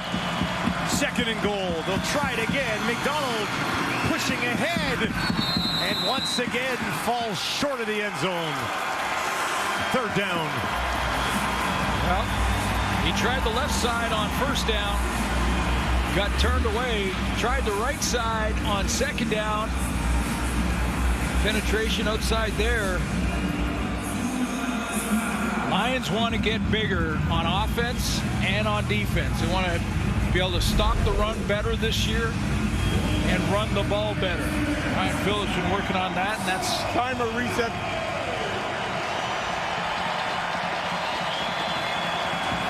3rd and goal. McDonald is the 3rd time the charm here for Edmonton. Right up the middle this time, trying to lunge in. Oh, that's going to be close. Looks like he stopped just short.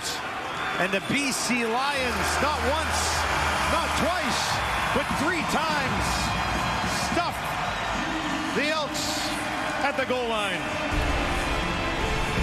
Edmonton could not find their way through. McDonald's stopped again.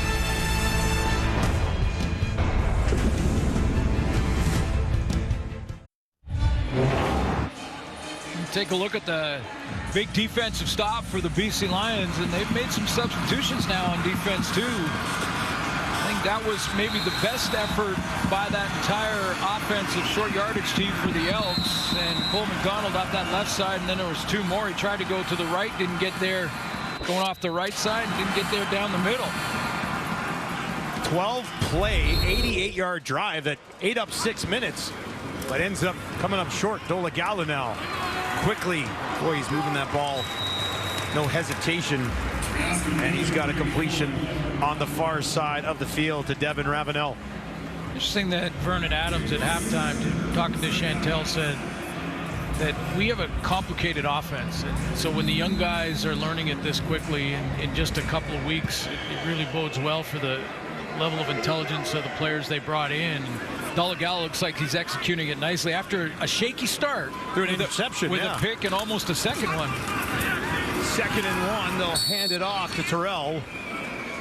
Needed about the 11. He's close.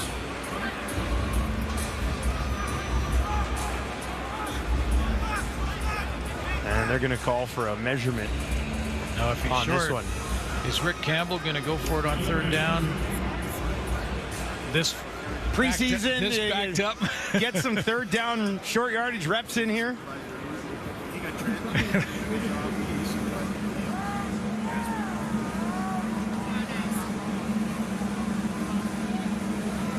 There will be a decision that has to be made. A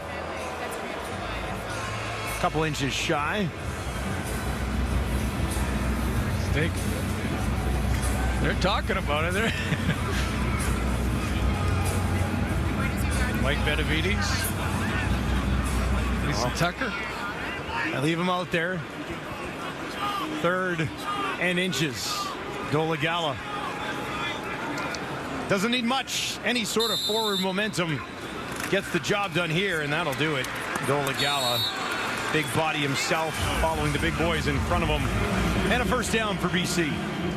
Yeah, the difference there is their short yardage team had a couple of inches. When you're on the goal line, it goes back to the 1-yard line. You don't get inches closer. Still there, no matter if you get there or not. Exactly. Yeah. You no matter if you're halfway there, you still go back to the 1-yard line. So different task. That's the toughest yard on the field is that final yard. It should be, shouldn't it? Absolutely. Yeah. Less than 5 to play in the 3rd. They work from their own 13. Another handoff. And that one right up the middle with Jordan Terrell. You know, watching that Eskimo, or there we go. There's my preseason. Get that out of the way. I don't think you did that all last regular season. No, I didn't get that out of the way. Our Elks preseason game against Saskatchewan. I thought the linebackers were very active, and they've got some good ones. I mean, the difference, the Edmonton Elks have a lot of very good football players on this team. They did last year, a lot of 1st and 2nd year guys, almost 30 of them. But for Chris Jones, the eye call I think here, but for Chris Jones, you know, it's one thing to have a whole roster of really talented players, athletic, all of those things, but you got to bring them together. I mean, it's at the end of the day, it's not the team with the best athletes or the best.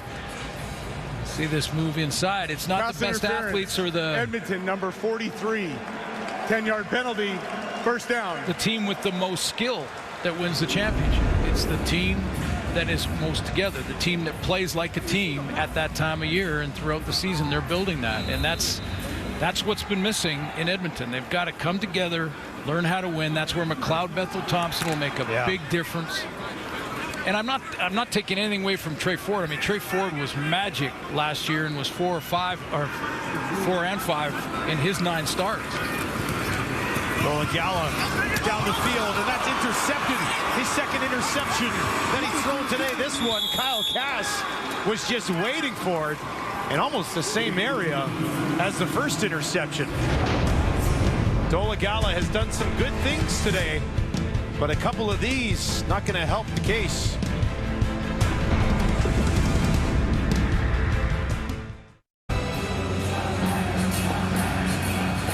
Malik Henry back out here with the offense. Henry having some technical issues here. We apologize for those. Henry in a little bit of trouble, dumps it off near side just to the 40. It was caught, but really no time and anywhere to go on the play for Malik Flowers. Well, that was Smith again twice today. I was expecting him to get Flowers involved in the offense today, but it's really been Dominique Smith who's led the way. He's now been targeted 7 times. The guy who made that play, Dustin, was Amir Shadiq, the defensive lineman for the Lions right there, who got in the way of that little swing pass and forced Malik Henry to go the opposite direction. Henry, delayed handoff just inside the 40 as they went back to Brown, and that's a quick 2 and out here for Edmonton.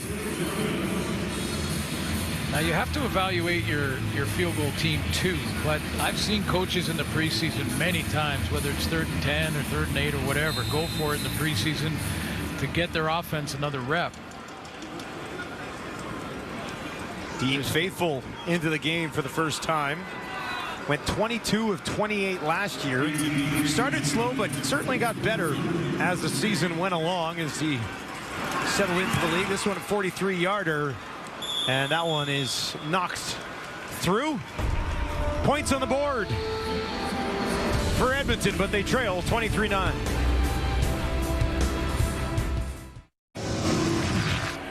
Christian Covington, almost 200 games in the National Football League. And now he's returned home. Local guy coming back to play for the BC Lions. Could make a big impact on the interior of their defensive line. And he is with our Chantel Chan. Christian, after 7 seasons in the NFL, you decided to come back home, play for your BC Lions. Was that something you always planned to do? You know what? It was never truly in the cards, but at the end of the day, I'm happy with this decision. I knew one day, eventually, I was probably going to entertain the idea of coming back home. So for me, this is just a dream come true to be able to come back to the hometown team, to be able to continue playing this game that I love. It's truly an honor. It's a blessing, too. I also heard a rumor that you dropped 25 pounds to get ready for this season. Why was that so important to you? You know what? I knew, I mean, honestly, I did that before I even knew that the CFL was going to be an option for me. I just decided to just take it on as a personal challenge this past offseason with regards to my training. And then, obviously, once I knew that the CFL was going to be in motion, I just took it upon myself to go even further, because at the end of the day, we all know that this is a passing league, bigger field, a lot more running. So, yeah, no, I know it's going to help out tremendously. All right, I appreciate your time. Thank you so much. Guys. What an addition for the BC Lions, eh, Zeus? Yeah, absolutely. And, you know, Vancouver College in his high school days, and actually the first time in BC Place, because it was Empire Field and they were fixing things at that time that he played in at Vancouver College. Now, so there, we got a new quarterback in the game for the BC Lions in Chase Bryce. But yeah, he's coming home, played his high school ball here. Of course, we know about his dad, Robert. Pretty good football player himself. He was all right. He was all right, I guess. He was good. 31 yards dropped in there from Chase Bryce to Devin Ravenel. You know, and that's smart. And that tells you a little bit something about Christian Covington too, that he knew that it's a different game. He's going to have to work on the nuances. And one of the things was to drop some poundage. Look at Bryce. Boy, he was scrambling around in the pocket. He gets taken down. You know, to lose 25 pounds, to understand that the passing game, the yard off the ball, all the running that's necessary. And there's a good look at he and his dad and just what they've accomplished so far in the journey for Christian, and he'll continue here. But I talked to Rick Campbell before the game and just asked about it. That was his dad's number 77 around his neck, and he said, no, this was not us asking and begging for him to come up and play with us. He wants to be here. He wants to be great here. He's looking forward to contributing, and if they want to get bigger on the D line and better against the run, that's a good start right there. He's 30 years old. I mean, he could have a good career here in the Canadian Football League. Absolutely. I mean, Pete Robertson on the edge is 31. You know, he's right in his prime. That play was called back. Bryce now throwing on the far side. Has a completion. And it'll be taken out of bounds there by Cotton. BC Lions leading 23-9. Preseason about to wrap up. Things begin for real next week in the Canadian Football League.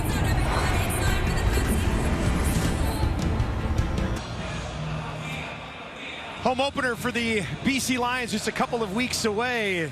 You'll find 50 Cent here at BC Place instead of in the club.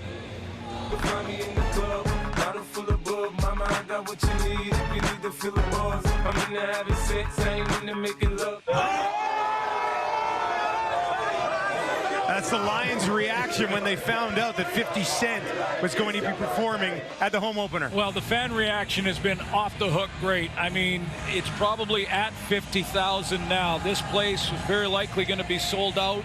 And, you know, it's not a gimmick to bring in a big act and add it to that home opener. It's added value to the season ticket holder, and that's exactly what's going on. Anecdotally, my kids who are in that age group are pumped. I'm pumped. I'm 43. I was your kid's age when he came out. So as soon as I saw that, I believe they call him Fitty, as soon as I saw that Fitty was going to be here, I ran and checked my schedule, and I was like, I better be on this game or I'm going to lose it. And I'm very excited to say I will be here that night. Well, so it's an exciting year. I mean, the BC Lions are building. They have that opener. It's going to be over 50,000.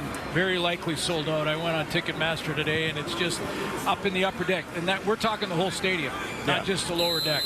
Upper deck, just end zone seats basically available. So if you want to be part of that, you get there quick. You've got Touchdown Pacific in Victoria in late August to set off the Labor Day weekend. That could have been sold out twice. And then you've got Sean White sneaking one in the corner. He's a local guy too. And then it all wraps up here with what's going to be an outstanding Grey Cup celebration. And you know, part of the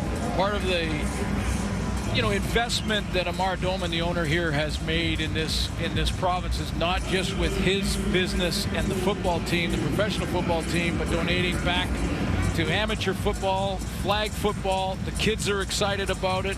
50 cents coming for that opener. I mean, $4 million from the entire league throughout last season given back to amateur football in our country. Women's football leagues, flag football, young tackle football. It's growing, and they're building something pretty special here in BC. It can happen in the big cities too. Great momentum for Canadian football here on the West Coast.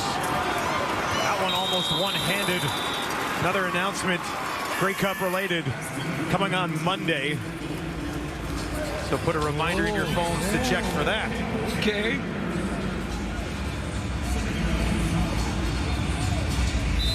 Yeah, no, it's exciting, and you know, it's been a while since there's been 50,000 packed in here. Can't wait to see that. It's gonna be a lot of fun. June 15th. A lot of fun for sure.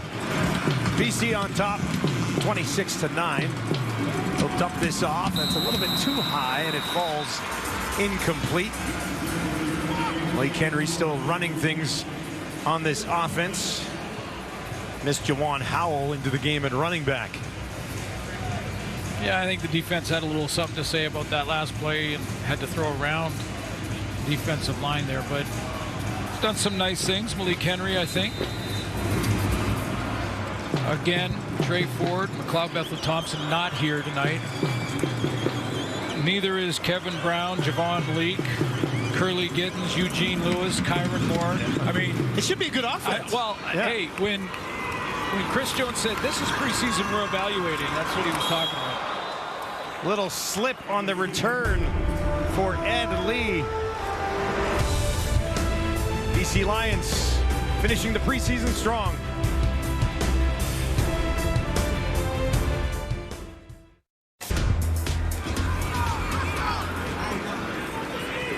Chase Bryce, the 26-year-old, remains in at quarterback here for the Lions. Quickly get that ball out of his hands. And he finds Kieran Poissant for the first time in this ball game.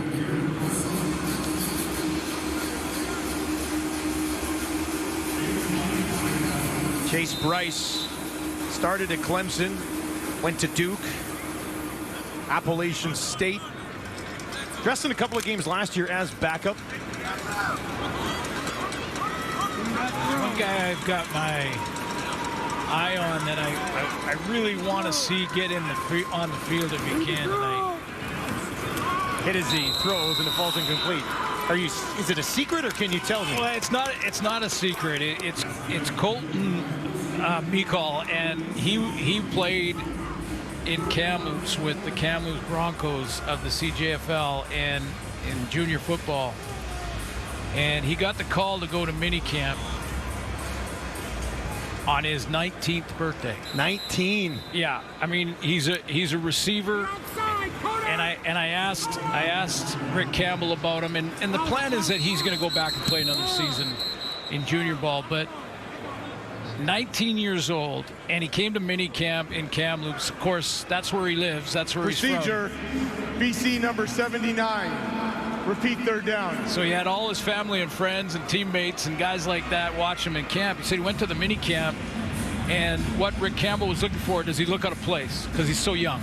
Does he look out of place? And he hasn't, and he didn't. Now, I haven't seen him on the field yet, and maybe he won't get in and get some reps here tonight, but he's got a bright future at 19 to 19 on the sideline. Get to main camp for the BC Lions. Pretty cool. Well, and if he looks out of place, you get him out of there for his own safety. But obviously, he looked pretty good, and he's been able to stick around at main camp. Awesome experience for him, and the confidence that he would take back with him to Kamloops after all of this is just going to be stunning. Well, and it reminds us of the story. Illegal block. Edmonton, number 38. First down. It reminds you of the story of an Andrew Harris, of a Javon Katoy, guys who have played junior ball in our country. And some might think, well, if you're playing junior ball, you're not playing Div 1 or 2 in the States or playing university ball in Canada, you probably aren't going to get a look at the pro level in the CFL. But it can happen. It can happen. So if you're playing junior football, keep working. Maybe Javon Katoy, you're the next Javon Katoy. Maybe you're the next Andrew Harris or Colton Mikal. Pretty good mustache on the 19-year-old too. I couldn't grow until my late 20s. I'm jealous. I just think it's a cool story, and I said to Rick Campbell, boy, I'd love to see him out there. And I said, hey, you know what? We'll see, but you know, I think it's great you want to give him a little bit of a pub because he didn't look out of place, and that's saying something at that age. 8-yard pass. First of the day to Shane Hooks. You might be just kind of getting in Coach's eye line. What about me? Hey, Coach, I'm right here if you need me. Kamloops Broncos shutout. That handoff is going to be stopped short. So for Edmonton here, you can't evaluate the Elks as a team. You can't evaluate them. Like, you don't come out of this game and go, oh, Edmonton's bad again. No. You cannot evaluate. Just like you can't, specifically, you can't really evaluate Cole McDonald for those 3 short yardage plays and say he's no longer your short yardage guy. I mean, he didn't have anywhere to go. And he took on 3 guys, almost got in there. So, it's you're going to have to look at the video, go through each play, each assignment, who got the penalties. That's big.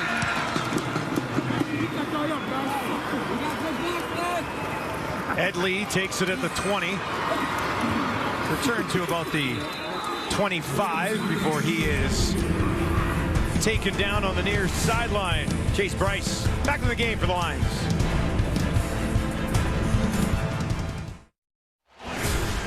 Take a look at the Edmonton Elks draft this year in the #1 pick. Joe DeBlanco out of Cincinnati. Good work on the teams here tonight, and you're doing well when you're drawing a double team this early. I mean, #1 draft pick overall, and obviously the scouts for the Lions said we better put 2 on number 50. He's going to be the first guy down the field. He was fighting it hard, wasn't he?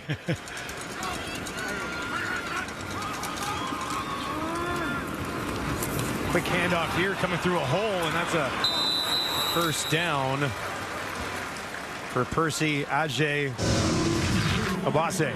This is a nice first pick though for the Elks, because Blanco can play now. I mean, we haven't seen a whole lot of reps from him on defense here tonight, but I think it's pretty safe to say that he's going to make the team here, and he'll be on the teams, working his way into the starting lineup on defense. Rarity for the CFL draft. A guy with a little bit of NFL experience, a couple of stops, becomes eligible for the CFL draft. Chris Jones scooped him up immediately. There's a look at some of his college numbers. Yeah, that's pretty impressive. Looking at that number of tackles, and yeah, I mean, just helps in Chris Jones' flexibility when it comes to the Canadian ratio, and now it's a matter of how long does it take to take that next step this level, become a starter. 2nd and 5 from the 45 for the Lions. Bryce near side, got it to his running back Ajay Obase. He'll be stopped short of the first down. 3rd and at least 2. And Campbell's going to punt the football away and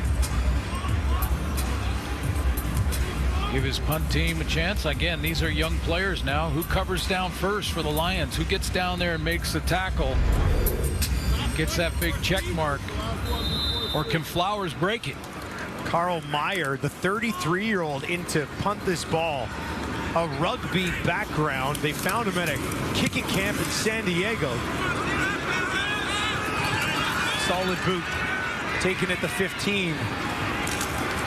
And Brown Jr. returns it after a 47-yard kick from Carl Meyer. Joel DeBlanco, first overall pick for Edmonton.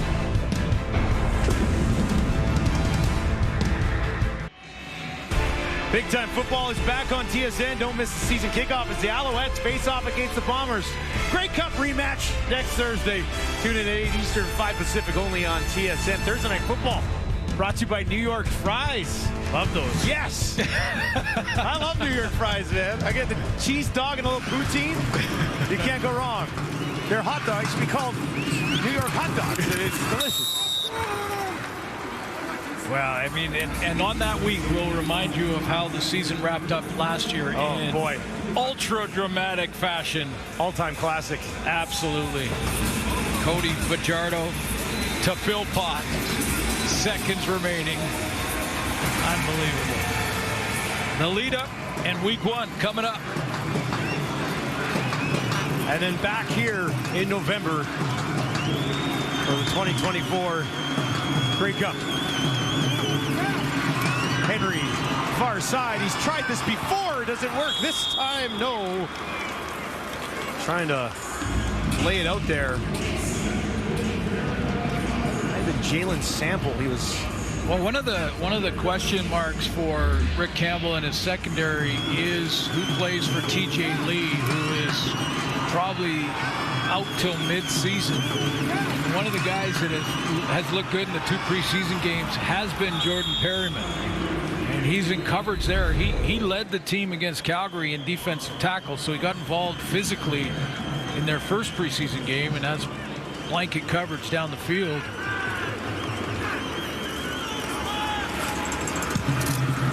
Julian boots it away again. Taken at the 25 by Lee. Short return, gets it just outside the 30 with 6:42 on the clock. That'd be a nice big plus for 2-7 down there. Final senior season in college at the University of Washington. TJ Lee will be back. Keon Hatcher will be back for this team. And Ryan Phillips. He's got a nice secondary, though. A good veteran group with Deontay Evans, Marcus Sales, and Gary Peters. That is a real nice projected mix in a couple of younger guys. Yeah, Adrian Green probably at safety, Canadian possibly at corner. Yep. Nice to have him as a guy that you can move to either spot, too. We saw him there last year in a couple of different spots, right? Absolutely. Like what they did last year with their safety. Like Quincy Moget would play safety, but sometimes you'd see him down linebacker as well last year. So you get some versatile pieces. Edmonton's defense on the field right now, their secondary last year, I know we hit on it briefly a little bit earlier on here in the second half, but there was times they were starting 4 rookies last year in the secondary with some injuries.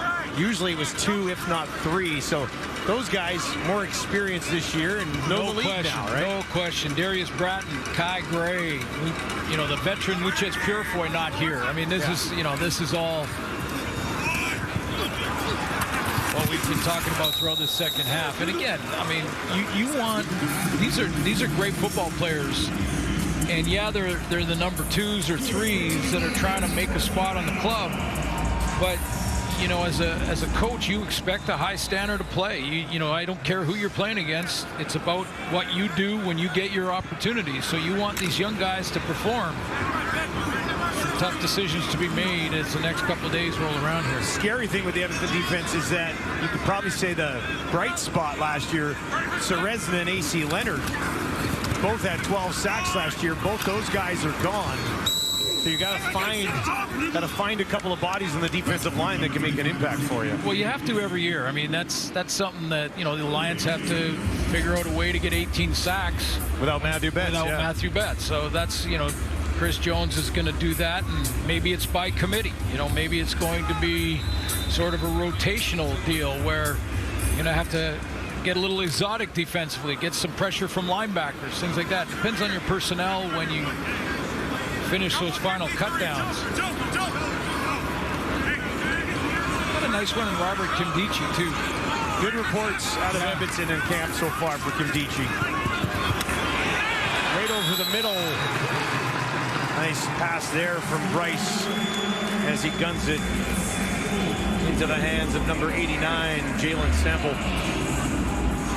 Nice throw by Bryce here. If you're just basing it on just the game, though, I would think that Jake Dolegala probably is number 2, Bryce number 3 for the BC Lions. A couple of interceptions, Dolegala, but he's got the experience in the league. He did move the ball very well as well.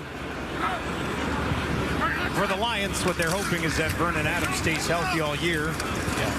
Wins the MOP and leads them to a Grey Cup, right? He hasn't been in the playoffs last year. He was banged up in the playoffs last year. You just have to change a name or two, and you could talk about that for 8 other teams. For 8 other teams, yeah. Sounds easy now, doesn't it? The final moments of the preseason here. Regular season success. Stay healthy, play well, win Grey Cup. Done. There you go. Simplify. Prioritize. Bryce 8 of 10 for 81. Dolegala had a touchdown. VA had a touchdown, and his action. Nice move there. Bryce is going to be pressured and lunging on the far side of the field. Intercepted, pressuring the quarterback, leading to that interception. Keyshawn Walker who's been playing corner all night, steps in and takes that one away. Yeah, and that's a big one for Keyshawn Walker, because Walker, early in the first half, he's the guy that was in coverage on Alex Hollins on that touchdown throw from Vernon Adams. And, you know, again, trying to make the football team as a young rookie, you basically, okay, you got beat by a good play and a great throw from a veteran receiver. Now, can you come back from that and make a play of your own? And that's what Walker just did there. So that bodes well. It's nice when you see an athlete bounce back. Good pressure on Bryce from Joe Jackson. That one came out of there pretty hot. And that's just close to a first down. Big forward progress. Probably got him there. Interception late in the preseason. Put it on the game tape for Keyshawn Walker.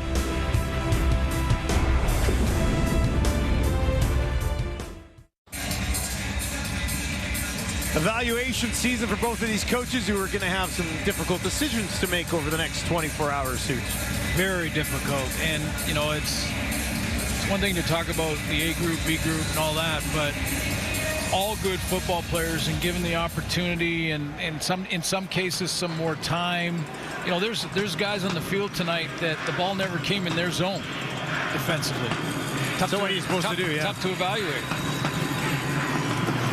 That one a little bit high. Speaking of evaluating in the preseason, we had not that we were evaluating tonight, but somebody somewhere might have been, and I mean passing grades makes the team, I think, eh? Chantel makes the team. There's no question about that. I think it's right out of the gate. I appreciate that, guys. Filling in for some big shoes for the Hall of Famer Farhan. So I had a blast with you guys tonight. Oh, good job tonight. I'm sure we'll see more of you. And, you know, sometimes when veterans aren't ready to work in the preseason, they get replaced, Farhan. Right? Got to be careful. Now we got to, and I know Chantel's been with the network for a long time, but new to us. Yeah. Rookie to us. So Enoch Mwamba, we're in the studio. Nice to have him on board. And we've got, I think it's going to be a 50 Cent song from Chantel. So Mwamba, makes sense. I know you're listening. Oh yeah, his turn too. Start working on those pipes. A lot of this tonight. I mean, if you wanted to evaluate Jake Julian, you know what you got in your kicker. He's been around for a few years now. And this one flies out of bounds.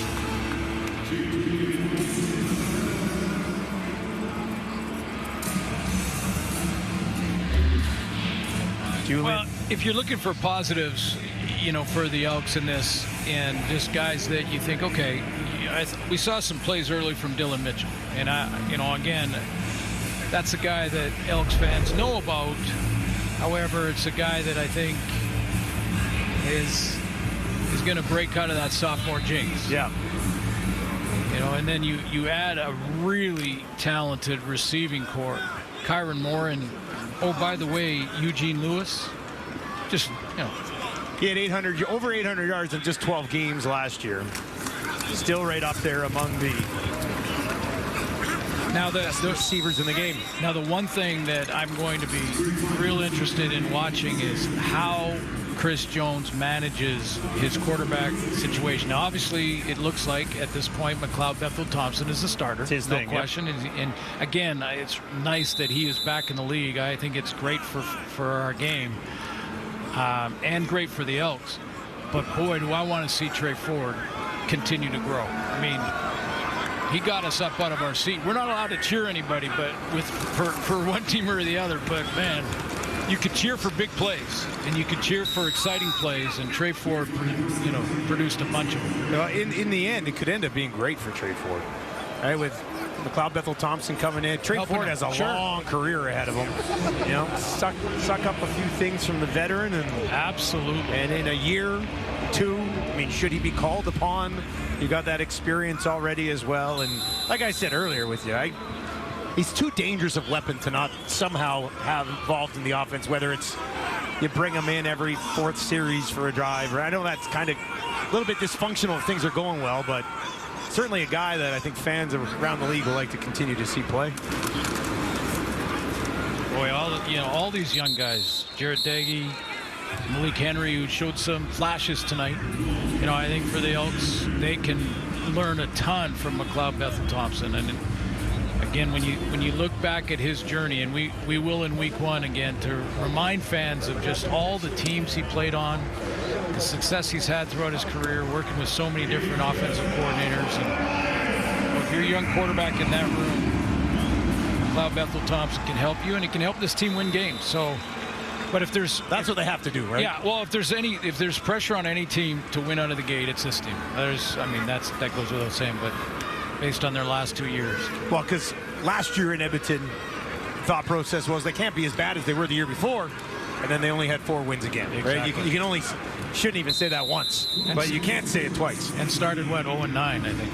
And then they went to Trade Forward and ended up kind of turning the season around and giving the team a little bit of hope for sure. But we'll see how it comes together defensively. New defensive coordinator there, but with Kevin Brown and McLeod Bethel-Thompson and Eugene Lewis and Curly Gittins and Dylan Mitchell and Kyron Moore. Javon Leake in the return game now. And offensively, they should be able to put some points on the board this year. And BC is going to be a juggernaut again. Sounds like Leake will play a little offense, too. It's be nice to see. BC Lions, you look at them, contender last year, contender again this year.